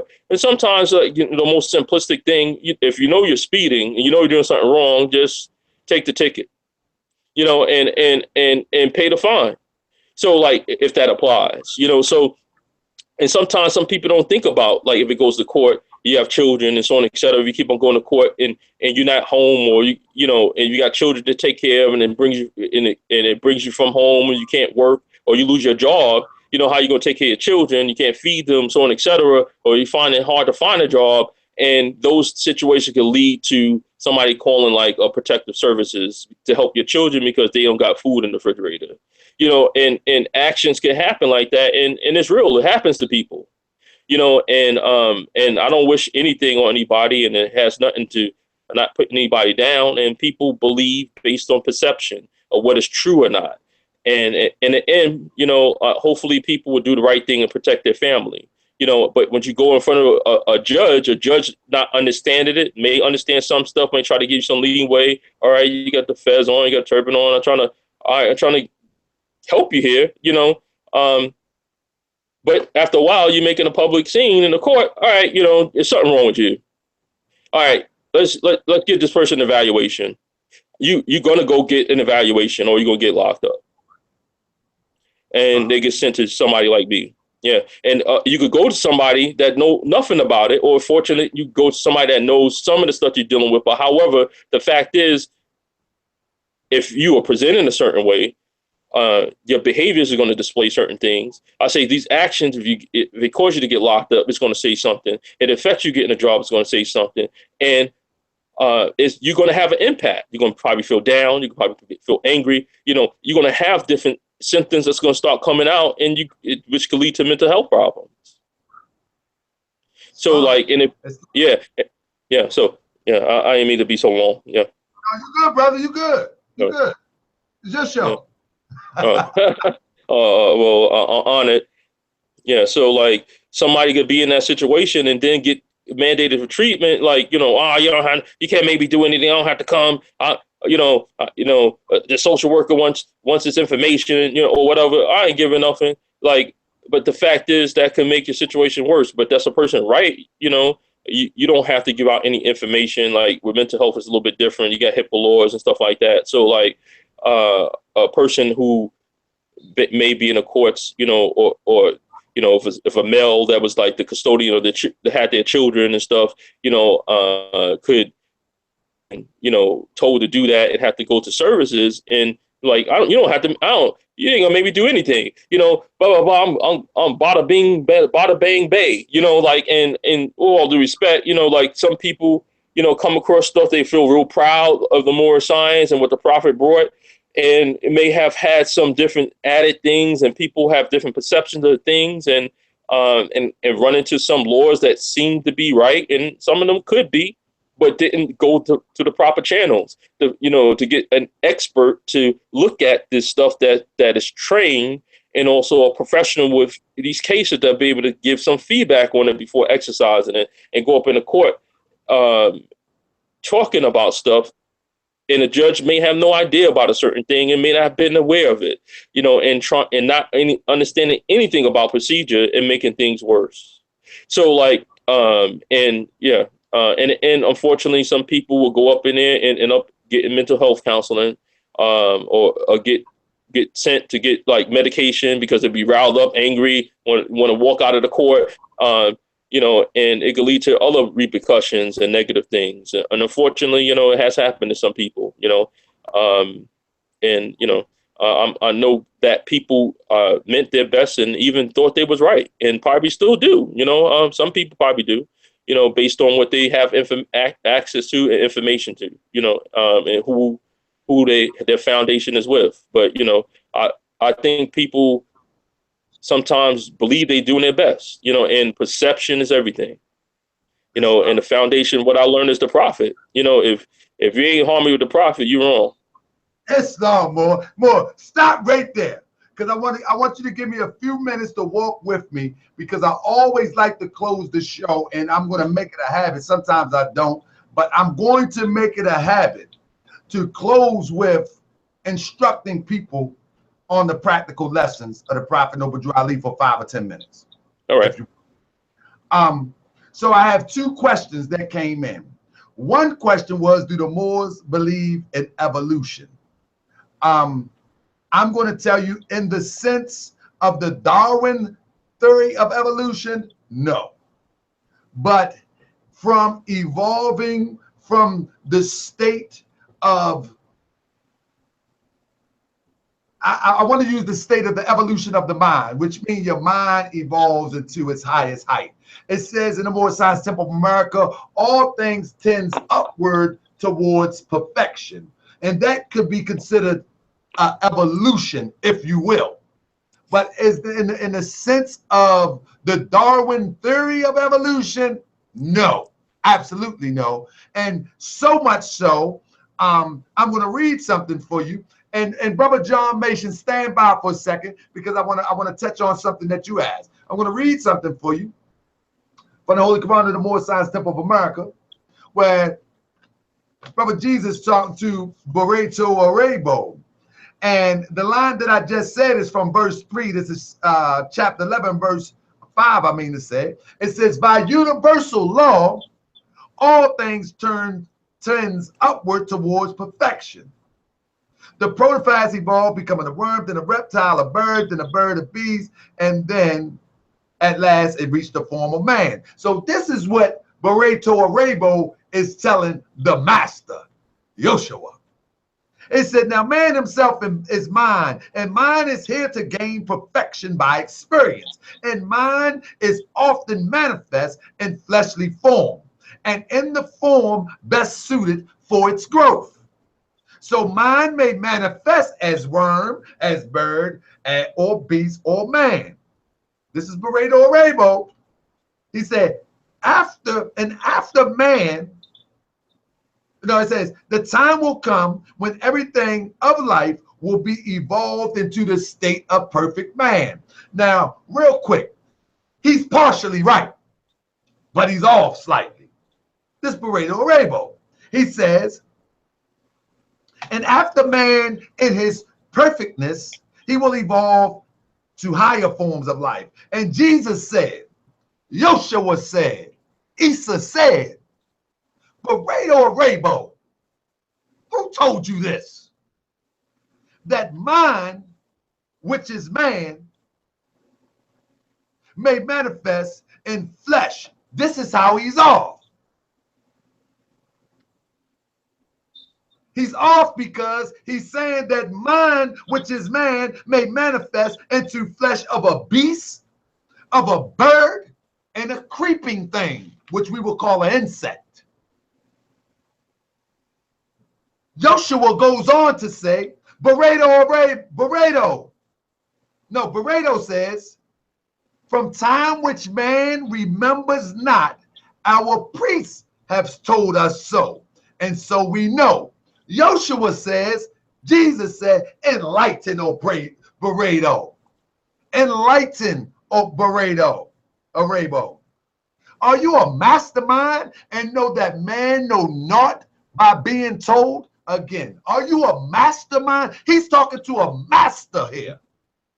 Barreto Arabo was a master, but he listened to what people told him, as opposed to doing the research and confirmation from the research. So it goes on to say, man may believe what others say, but thus he never knows. If man would know, he himself must be what he knows. Let's stop there. Hold up. Wait a minute. If man has evolved like a caterpillar into a butterfly, why is it stopping today and it's not happening today? Why ain't the monkey transforming into the man today? The prophet teaches that if man know, he must be what he know, which means that the evidence must be right there, right now. Other than that, somebody told you something. Somebody told you something. So there's form of evolution, but from a monkey to a man, no. Because why would it stop now? Show me the last monkey that turned into a human being besides on the movie of the Planet of the Apes. So no, we can't rock with that because there's no evidence to that besides what somebody is telling us about Lucy, about this, about that. But if it is, then it is now. What was is. Time never was. What was is. Show me the monkey that evolved into the man. Today, I got time. I got time. Show me the bug, the protoplast, anything. Show me anything. If Lucy's not a monkey, if Lucy is not a certain form of what you would call it, Homo sapien or Homo erectus, whatever you choose to call it, show me how it's happening now. Now, that could be a species extinct of something, but when we're talking about evolution, we're talking about the butterfly and the caterpillar, the tadpole and the frog are doing it today. They're doing it today. The tadpole and the frog are doing it today. The caterpillar and the butterfly is doing it today. The caterpillar and the moth is doing it today. Show me the past type of human being and the new human being today.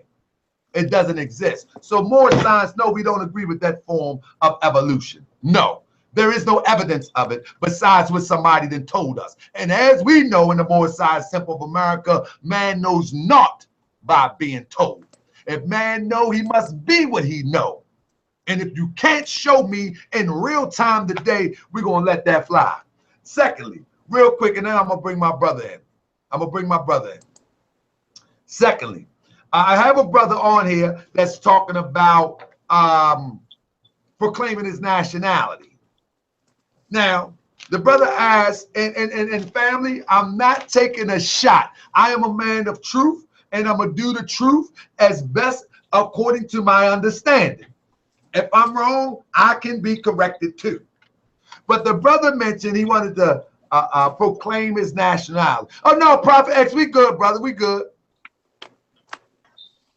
We good. I don't know what science you're going by, Prophet X, but it's not more science.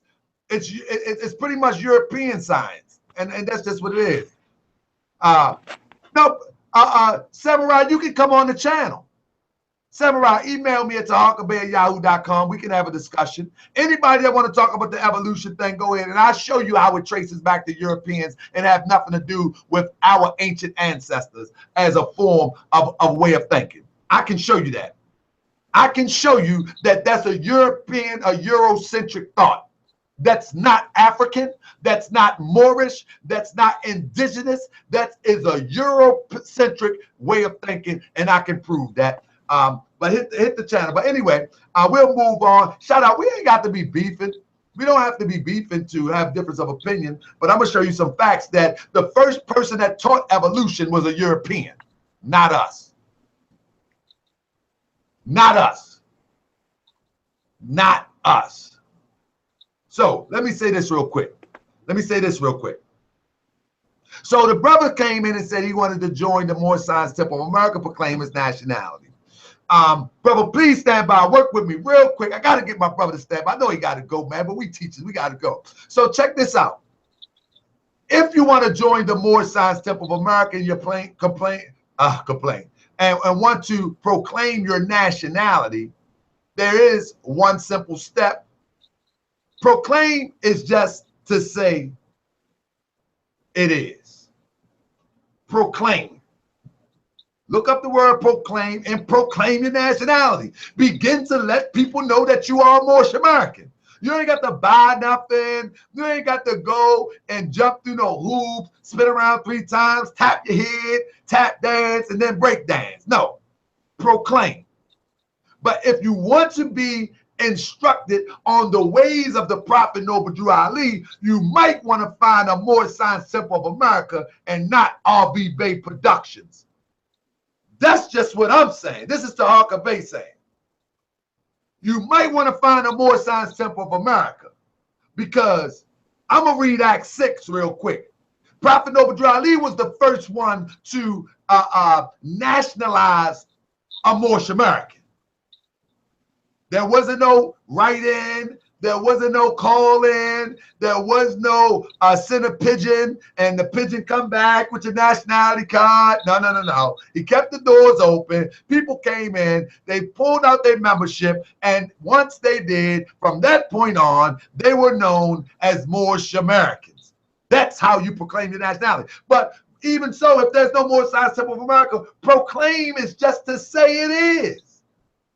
As it said in the Holy Quran in Mecca, Allah says to a thing, be, and it is. Now, from that point on, you must be instructed, just like all of us, on what exactly is a Moorish American Muslim. How do I conduct myself? How am I moving? And what direction is the Prophet trying to take me in?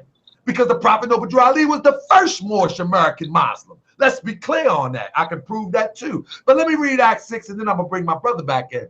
Act 6 says, with us, who is us? The Moorish Temple of America. With us, all members must proclaim their nationality. And we are teaching our people their nationality and their divine creed, that they may know that they are part and parcel of this said government. They know that they are not Negroes, color folks, black people, or Ethiopians. Because these names were given to slaves by slaveholders in 1779 and lasted until 1865 during the time of slavery. But this is a new era of time now. And all men now must proclaim, look up the word proclaim, their free national name to be recognized by the government in which they live and the nations of the earth. This is the reason why Allah, this is the reason why Allah, one more time, this is the reason why Allah, the great God of the universe, ordained Noble Drew Ali to the prophet, to redeem his people from their sinful ways. The Moorish Americans are descendants of the ancient Moabite whom inhabited the northwest and southwestern shores of Africa. So the point that I'm making with that,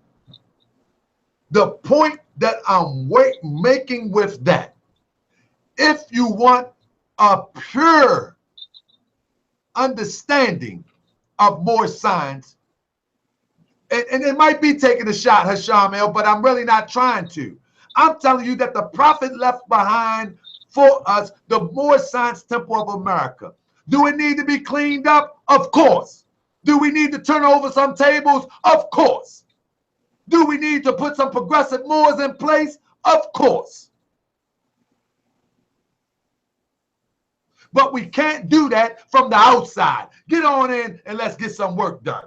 That's why I created the Moorish Science Temple of America virtual temple, so we can get back on the foundation what the prophet left us. See, I'm not one of them Moors that's going to fake you out and talk like some of these Moorish Science Temple of America ain't acting like churches. I'm not the one going to fake you out with that. I'm not the one that's going to fake you out that people ain't singing Kumbaya, Johnny come lately, we go all get along. I'm not going to fake you out with that.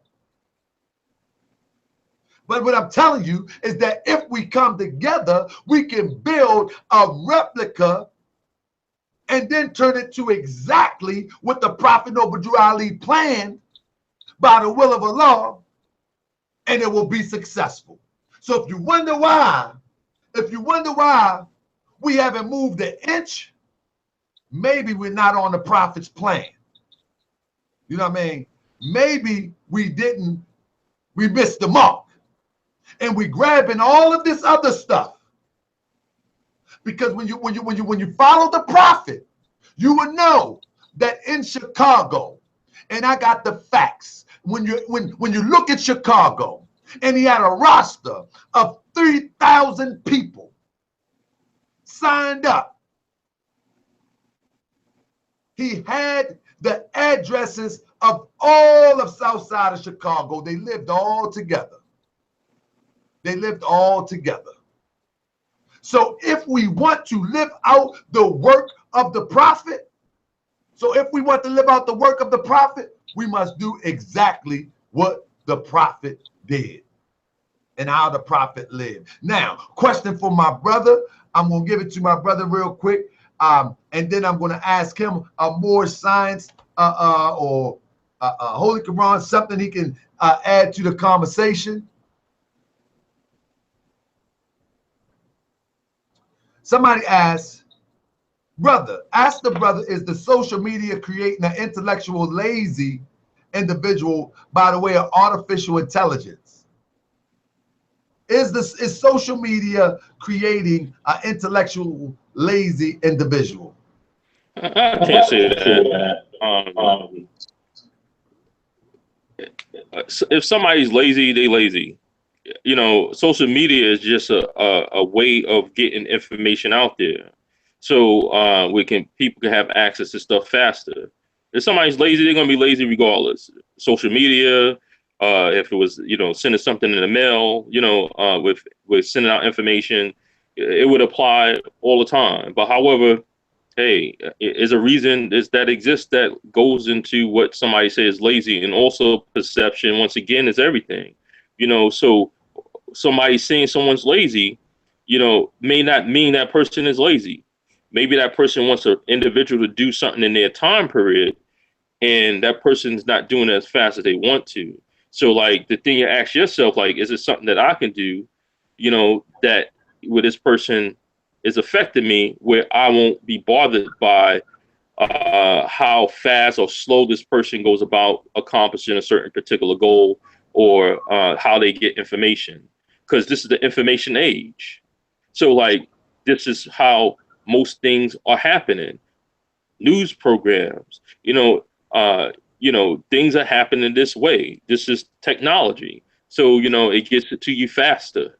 You know, certain cities have a lot of traffic, you know, so certain things allow access to someone that, you know, find it hard because you don't know what somebody's conditions are. Somebody may be only able to afford the internet and only have like a quarter tank in the gas, you know, like, and you know, a quarter tank of gas in the tank, and they're not able to travel that much, you know, but they got internet. So everybody's situation is different, you know. So like, and I don't know what in particular that person was referring to, so I'm trying to address it in the broad aspect as much as possible. So yeah, I would say no. It's just a medium of getting information out. Facts, facts, and I definitely agree with you. And I think, and I said this on the show before, I think we lack one thing that we lack as a group of people is, if you will, true leadership.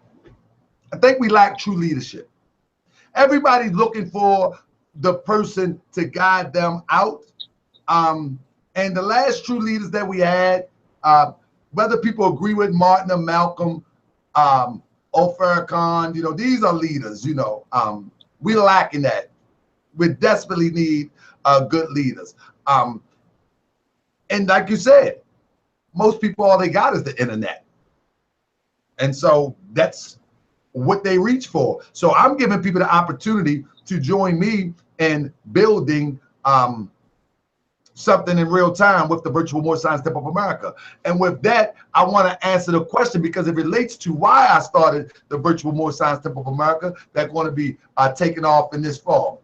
The question is, why does every portion have different concept of what the Prophet Noble Drew Ali left? The reason why is we talked about that before. We talked about that before, and I continue to say, the reason why is because man ideal is his God.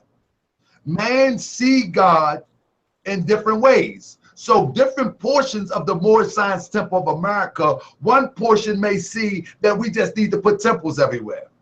One portion may see that 2 or 3 temples, 5 temples is good enough. That's what I can handle. Another portion may see, well, long as we keep the doors open, the prophet said keeps the doors open. Long as I keep the doors open, all is well. Now, for me, one may say, another person may say, let me add a little more. Another person may say, well, you know, law is everything. And they spend their whole life talking about law. Another person may say, you know, I'm standing on law, and that's it. It is what it is. I ain't worrying about no temple. I ain't worrying about none of that. You know what I mean? I'm standing on the law. Let me tell you what I'm doing. I look at the Prophet Noble Drew Ali from an analytical perspective. Bottom line is, I analyze the footsteps of the Prophet Noble Drew Ali. And one thing I noticed in analyzing the footsteps of the Prophet Noble Drew Ali, within a short time span of 3 years, the Prophet Noble Drew Ali had wealth out of this world. And I'm not speaking just about the Prophet Noble Drew Ali. I speak about the Prophet Noble Drew Ali and the Moors because they all work towards it. They had businesses within a short span of 3 years, from 1926 to 1929. They had their own printing press, printing newspapers. They had their own catering business. Everywhere there was a temple, there was a store. There was a grocery store. There was schools.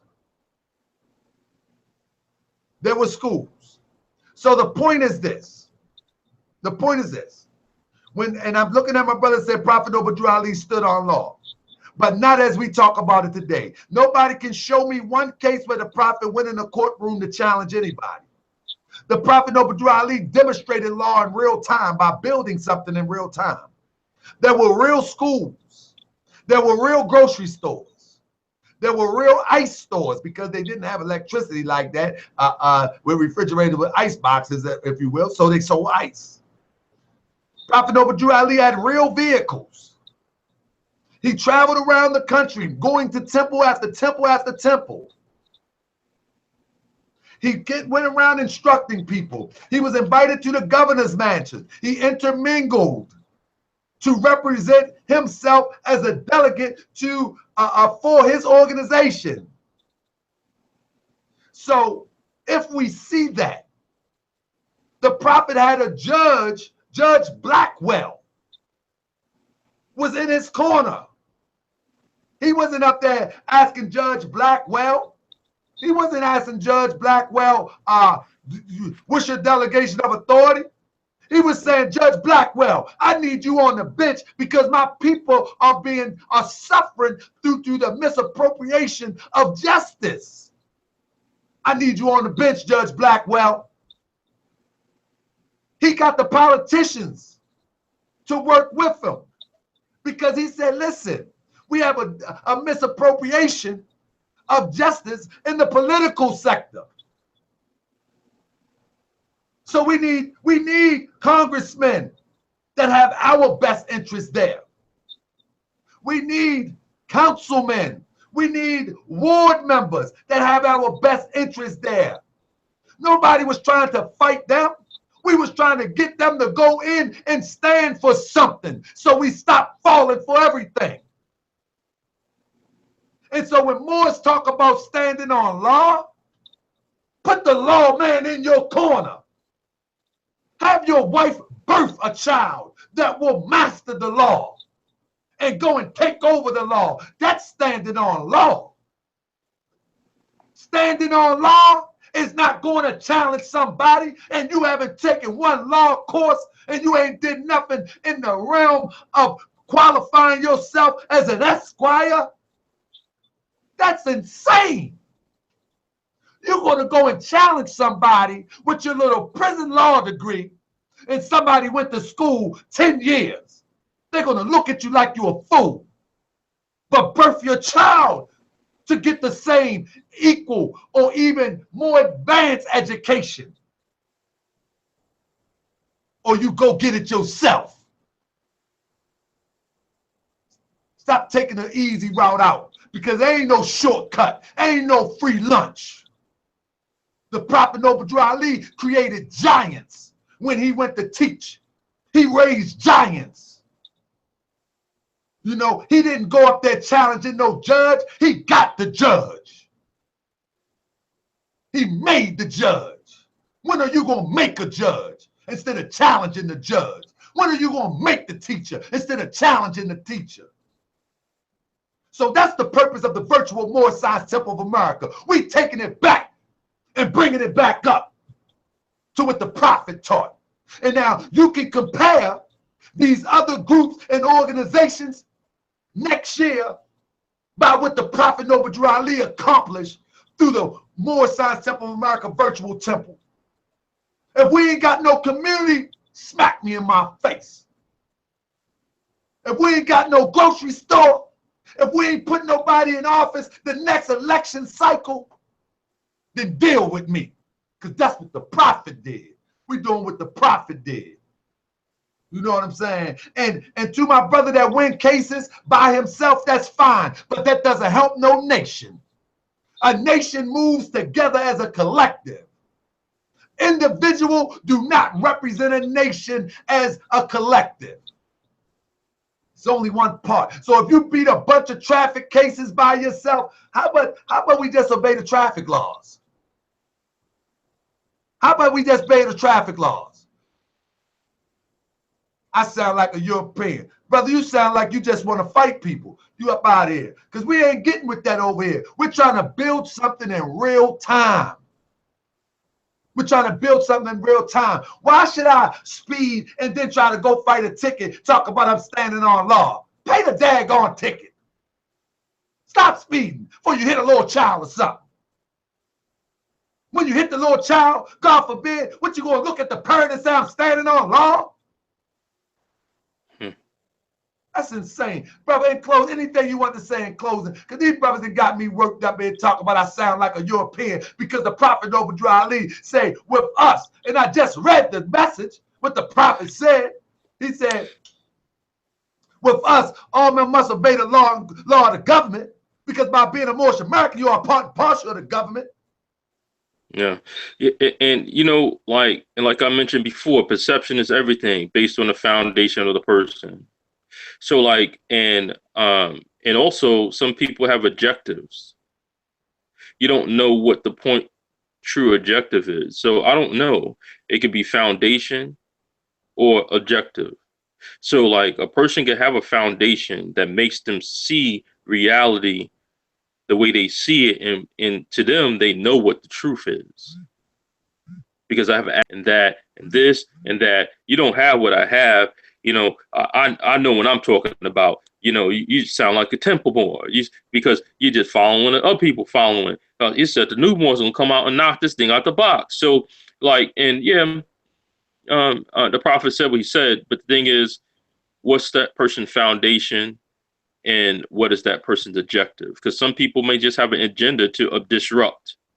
You know, Exactly. and Let me ask you this, Mo, real quickly.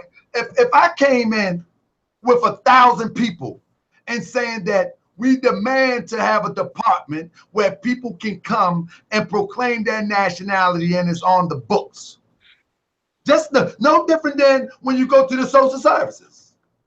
Let's say the Department of Vital Statistics for Moorish Americans, a legitimate department where when you claim your nationality, you go there, you give them your paperwork from any acceptable Moorish Science Temple of America. They give you a document. You go to the motor vehicle and you change all your documents. Or we go to court one by one, willy-nilly, talk about I'm standing on some law. We got to move as a nation.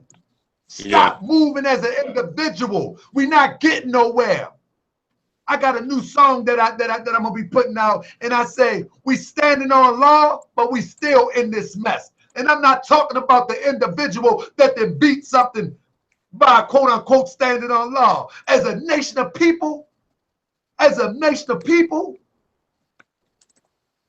we stuck. But when I said obey the laws of the government, that means hereby, which means the government laws cannot violate the laws laid down by the Prophet Noble Drew Ali. They don't supersede the laws of God. So you obey the laws of the government as long as they go in accord with the laws of nature, the laws, the laws of the Prophet Noble Drew Ali, the Moorish Science Temple of America, and the will of Allah. They ain't talking about obey no laws that is inconsistent with the natural way of living. Because when I read, man, listen, we're gonna do a show. I got to do a more science show. I got to do a total more science show. That's it. Brother. Let's wrap this up. We've been here for a minute. Goodness and grace. Let's wrap this up. We got to do a more science show, and I got to show that constructive more science is not making nobody soft. It's not making nobody trying to be like no European. Constructive more science is building on the ground, making things happen. You know what I mean? And look at this. This brother Daniel Bay say MSTFA gives you what? To go where? What are you going to give to MSTFA? The Prophet Noble Drew Ali gave us the tools. See, we always looking for somebody to give us something. Prophet Noble Drew Ali said, we suffer from the principles that delude to slavery. Only the principles delude to slavery will say, what you gonna give me? Do you meet a woman and you ask her, I get with you, but what you gonna give me? You don't join the Moorish Science Temple of America and ask the MSTFA give you what to go where? You understand the lessons and you take it to the next level. Hataka. Come on, brother. You can hear me? Like I don't know the person that put that in a post. I don't know if that person is new to the Moorish science, have been told like different information. It's possible, you know. So if somebody's coming from a new point of view, I came through the soft set and I heard about Moorish science and stuff like that. somebody may be just communicating in a certain particular language. I don't know what that person's objective and was when they asked that question. Was it just like how is it going to benefit me? You know, and Yeah, that's crazy to me. You don't meet a woman and say, I yeah. like her, but how she's going to benefit me? If you do, it ain't going to last long. And that's the same thing with anything in Yeah. life. How do you benefit the situation is what's important. Yeah. I understand, like, but there's other things that's out there that's being promoted. Like, this is going to benefit you. You don't have to do this. You're gonna have these privileges. You don't have to worry about that. You don't have to need no plates. You don't have to do this. So like certain things get promoted out there sometimes, and I'm not saying that it's that, but something like that could go into the mindset of like what I'm gonna get, or the fact is, we condition, or it could be something that we used to since children. Like, hey, I get presents, I get this, I get that on birthdays. I don't know. You know what I'm saying? I'm not saying that that person that asked that question is a child or anything, but like it could be just just human condition, and just like, hey, how is this going to benefit me? Because I'm outside of this and I don't know anything about this. So why should I be a member of the Moorish Science Temple of America? Like, my life is good. I can vote. I'm working. I got a job. I got a car. What's the point? Let me say this. Daniel Bay, I'm not Mhm. coming at you, brother. I just get worked up sometimes, brother. I love you, brother.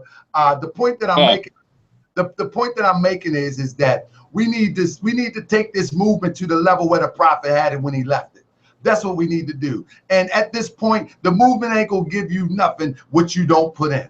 And so when you ask what the Moorish Science Temple of America gonna give you, if we build it, we get the same thing that the Jewish people have in their community. If we build it, we get the same thing or more what the Mexican peoples have done in their community in the last 20 years. If we build it in more, we'll get the same thing that Little Italy and what they have done in their community in the last 20 years. And I can go on and on. Greek Village, Little Cuba, Little Havana. The same thing that their community is giving them, if we do our part, that's what the MST of A will give us. Period, point blank. It will give us wealth. It will give us insight, spiritual adeptness.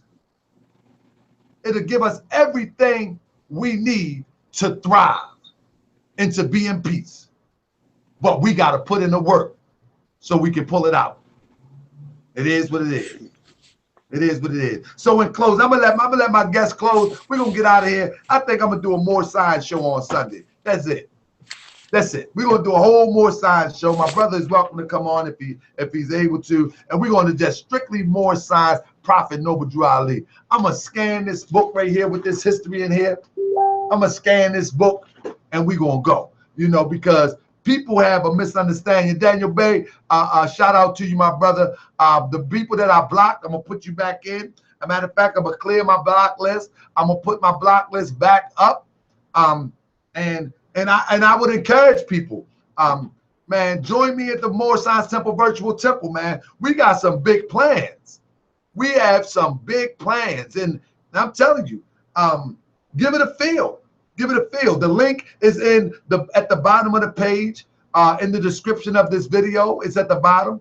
And I'm telling you, even if you come to the initial meeting in October online, open your mind up and see. More, we have unity. Daniel Bay, you said Moors need unity. More, unity starts right here. I need you to unite with me right here. Don't worry about those who talk in disunity. I need you to unite with me right here and say to yourself, man, Tahaka Bay is on to something.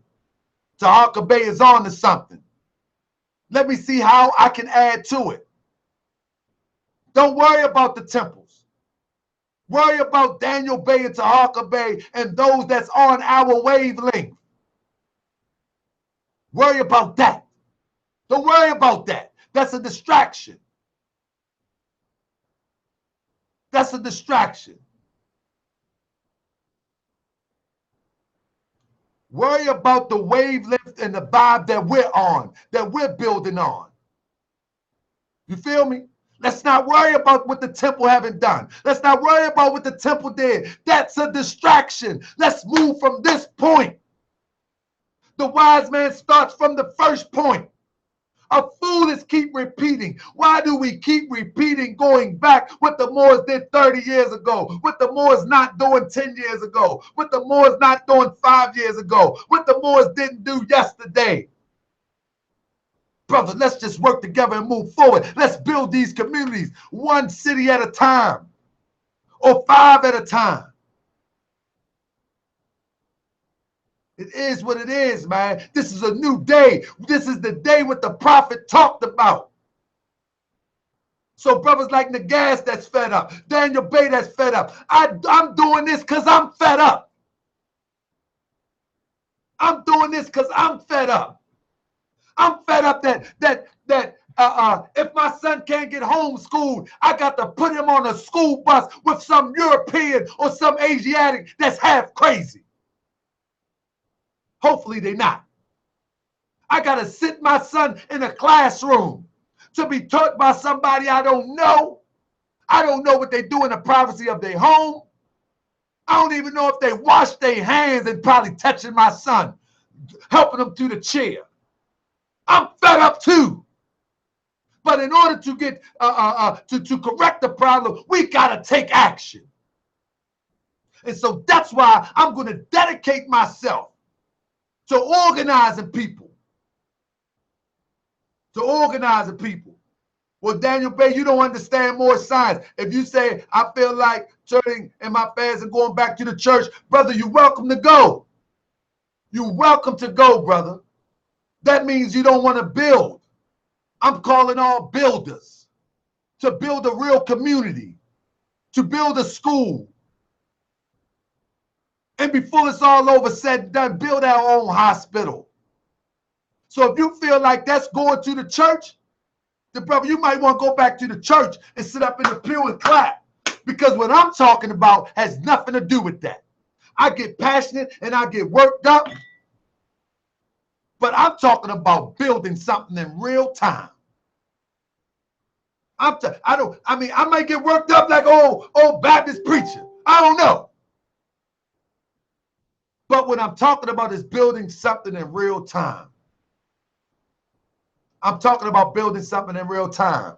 You know, this is the time what the prophet talked about. I'm telling you. I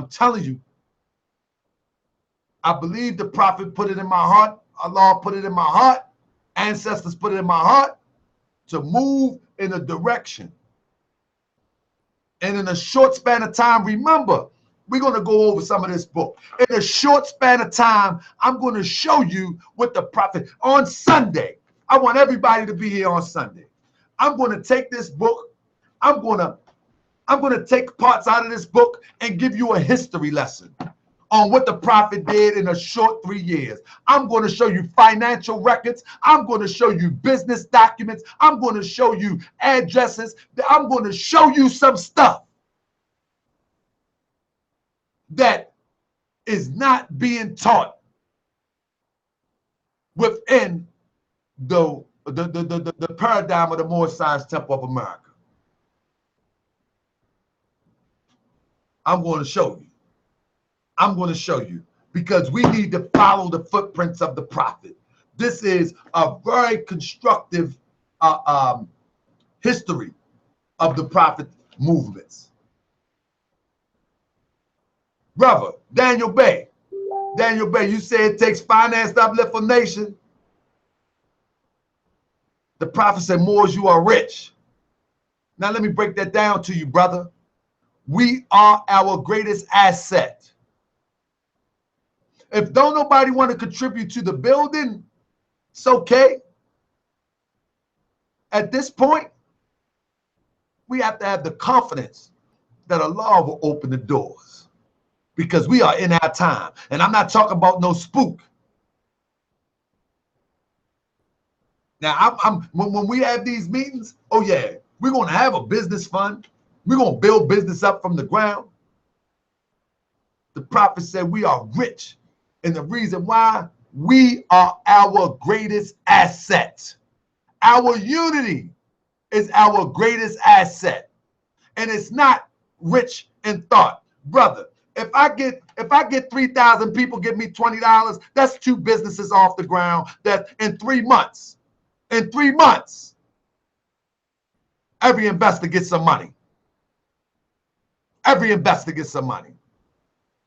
If we stop talking about the problem and focus on the solution, we'll be fine.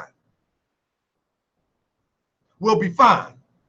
Let's stop saying what's going to stop us. Let's promote what's going to help us. Let's promote what's going to help us. Let's stop saying, oh, it takes finance. Well, let's go get some finance. Oh, it's going to take unity. Start with your own self, uniting with brothers of like minds, such as myself. Be the example that you are hoping for. Be the example that you are hoping for. Stop looking for your savior. You are the savior. The prophet said, return the church and Christianity back to the Europeans. Stop looking for your savior. You are your savior. We as a collective are our savior. Now we just need to come up with a plan. We have to come up with a plan, Daniel Bay. Let's come up with a plan. Let's stop looking at the old ways. Let's come up with a plan. We worried about what the Moors did before, how much money you got in your bank account. Heck, if you ain't got no money, we get 1,000 people with $20. Man, we can start 2 businesses overnight. We got to stop playing, man. Either we want to go back and forth and get nothing done as the old Moors. If we want to go back and forth and get nothing done like the old Moors, or we going to be a new breed of Moors that understand what the prophet did from 1926 to 1929. That's right, John Mason. That's right. That's right. So anybody sign up in October, we're going to be talking about. In October, we're going to be moving forward. The virtual temple link at the bottom. I appreciate y'all. I'm gone. On Sunday, we're going to do a constructive Moorish science history show on the movements of the Prophet Noble Drew Ali. And when I put the ad out, I want y'all to share it. I'm not taking no shows. We're going to do a history lesson with documents showing the footprints of the Prophet Noble Drew Ali, the successes of the Prophet Noble Drew Ali. We're going to show you how many members he had, how many people worked together in unity. And we're going to duplicate the same thing. In close, I'm going to let my brother close me out, and then we're going to get up out of here. I got worked up, my brother. I got worked up, bro. They got me this time. I'm about to turn the table over. It's not my brother. Brother, you want to take us out, my brother? Yeah, Islam. I had some my phone, but yeah, mental illness is like, it's not something to like shun anybody about. It's a pretty serious matter. What you say to somebody, how you look at someone, how you behave around someone, could impact somebody in a really detrimental way. So like, there's, different places that you could go to get information. I would try 411, information if that you up in New York or whatever it is in your state where you can access information. In Georgia's 211, and if y'all going through something like, yeah, serious, you have a loved one or, that's caught up in something and you mean the best, you may be afraid, you may be angry, I would just keep strong and keep faith and, listen to what people are telling you. If you're in a difficult situation with Lord, you may want to go to a lawyer, and get their feedback, and send that information to that, professional, get somebody that you vibe with, somebody that you trust, or that understand some of the stuff that you're talking about, and be open, be humble and receive the information that they're going to say to you. And there is a way to resolve whatever situation you're in. And sometimes you just listen. It could be right there in front of you, and just allow, please allow, not allow your ego to get in.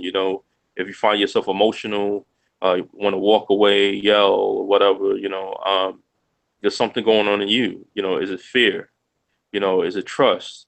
So those are serious things, because your children, your family, people are looking up to you, and do you want them to be in similar situations? Um, and that's that. I don't want to talk nobody's ear out, and hopefully, no one felt any type of way or anything negative in reference to the topic that we was talking about, and the goal is to put out information, so uh, at least there's something that, like, hey, watch out for this, be careful, and this is serious stuff. Some people are going through some serious stuff, and you'll see the signs. That person may not be lazy. That person could be depressed. That person could be, 5 seconds away from wanting to take, something to harm themselves. Not everybody expressive about like the things they going on. It's embarrassing. How can somebody tell you that something happened to me as a child, that makes me feel less manly or less of a woman? These are very important topics that some people may have even forgotten about because they won't even think about. Um, and everybody, just, keep the hope, faith, you know, um, what's here for us. So just follow what the prophet has led, and some people might say, I don't know nothing about the prophet. I'm red, black, and green, or, whatever, direction you at, or I heard people talking about stuff. I got turned off. There is a solution out there. Don't give up you don't give up the faith, because it's about your children and future generation. So this is something I'm really passionate about, and it's very serious. Look at the state of the country, and there's things that are taking place that that it's a serious matter. Nationality is very important, and it's only one place you're gonna go that's set up that resolves that situation. And together, united, you stand. United together, we do better. Divided, we fall apart. So uh, right now, there's plenty of division. However, there's plenty of people that got their stuff together and passionate about the stuff that they do, and seek them out. There's going to be people that may not agree. However, if somebody could get you that door open, get you to that door that's open, that gets you to the prophet, go there. And that's what's calling you, and that may lead you to another direction, or so on, etc., or whatever it's meant to be. But it's all right there. Read the prophet's words. Let it guide you. Those Facts. that know the Lord, the prophet said, go to those in the city hall. If you doubt what the prophet is saying, go there and ask him what the prophet is saying and see if it's right. Mm. So, and that in closing, hey, you're not alone. And if y'all up in Georgia or whatever, if y'all need something, hit me up, on a professional level. If it's just like random, topics, and if it's not about getting help, I'm not gonna entertain that too long. But if somebody's truly seeking some help, I could refer you to services if I can't help. Peace and love, and thank you for the opportunity to be able to talk about this topic that many people throughout the country are being affected by. You know, um, whether they use their outlets of their friends, family, or whoever they use to speak to. And some people don't have nobody. So, and I'm speaking to all of y'all. So thank you very much for your ear, and be blessed, and peace and love. Peace and love, family. I appreciate you. I was just reading something that I wanted to leave the people with real quick. All right. And to give some insight of what is to come. What I'm going to read here is something that was published in the Moorish Guide, 1929. And you can see that it's all grainy a little bit. But if you can read, it say Moors endorse village idea. This is something that was published in the Moorish Guide. Now, before I read this, the last time you've seen a group of Moors endorse a village idea. Notice I said in Baltimore, I'm building something by the will of Allah called the Moorish Village. We're going to start one block at a time. One block at a time. And Moors are going to live together. Those of a like minds, not forcing nobody to live there.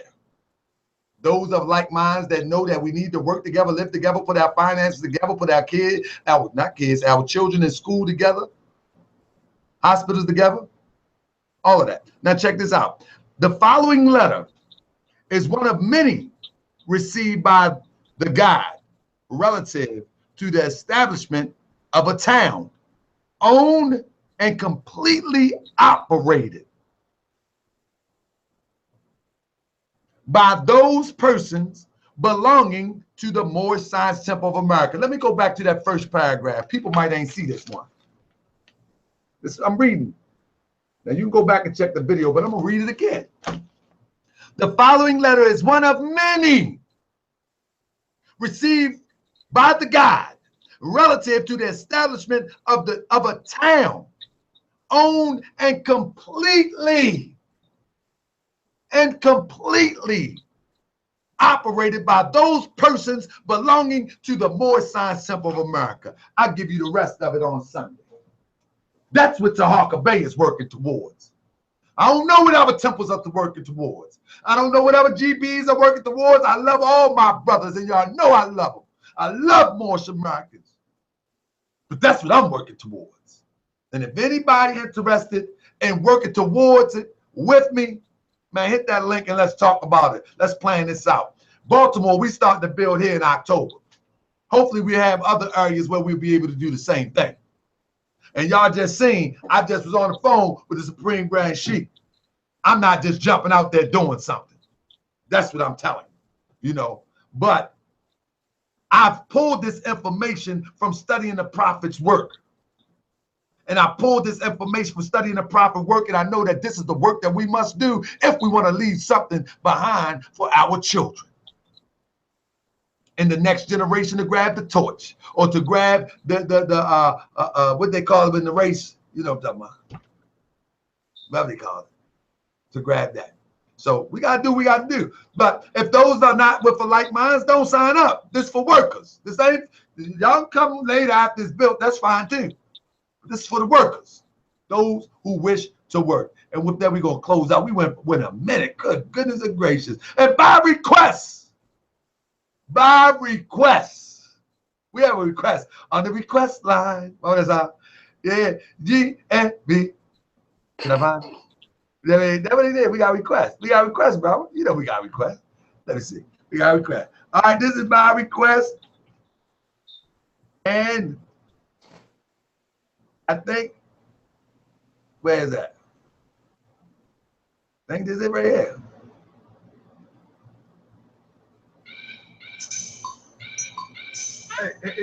There you go. Salute. Here we go. What the hell is the progression? Hold up. Y'all asking me to play Hotepin. When y'all can hit the link below, go to Google Play Store or iTunes and purchase Hotepin. I need to stop that, man. 99 cents.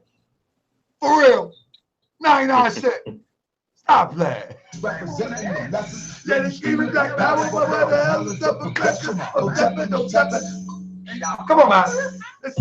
Come on, let's go.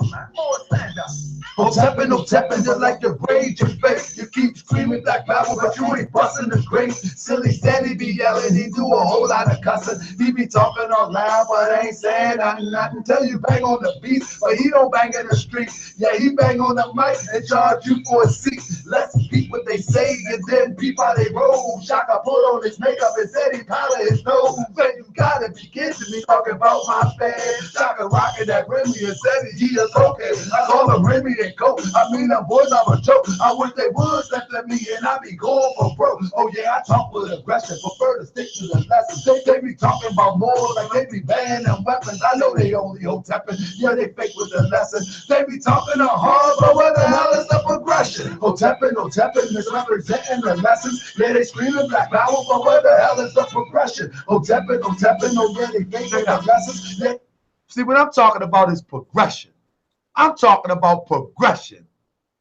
They screaming black power, but where the hell is the progression? Hotepping, misrepresenting the lesson. Yeah, they screaming black power, but where the hell is the progression? Hotepping. Yeah, they screaming black power, but where the hell is the progression? Side note, you know better than to test the boy. I think I told you before. And look what happened to your boy. And now you got this Maybelline queen up on my screen. He grew a mustache. Now you know what that means. Low self-esteem. I got something to prove. That's right, I love Jesus. I got nothing to lose. I put my life on the line and I bear my cross. The Jesus that I come to love walk like a boss. Yeah, he flip over tables and I ride in the streets on the back of her ass because your clowns are weak. Young managed to reach. You should be managed to teacher. He took you all the way to Kemet and he still couldn't reach you. My papa, he was born in the state of NC. I was born in MD. You know where to reach me. You can't even hide, see without wearing your vest because you talk that mess. We not enlightened or impressed. Hotepping, misrepresenting the lessons. And you screaming black power, but what the hell is the progression? Hotepping, misrepresenting the lessons. And you screaming black power, but what the hell is the progression? Hotepping, misrepresenting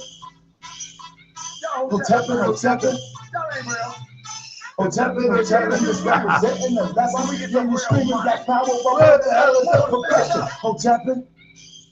You know, back in the day, they had this John, they used to call it like, walk like an Egyptian.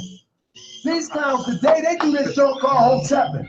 That means they get this knowledge, they get this information, and then they start stepping to people as if they got some supreme knowledge. You know what I'm saying? That's just hotepping. They faking, man. They ain't with that. We go like hotepping, misrepresenting the lesson. Yeah, you screaming black power, but where the hell is the progression? Hotepping, misrepresenting the lesson. Keep screaming black power, but where the hell is the progression? Hotepping.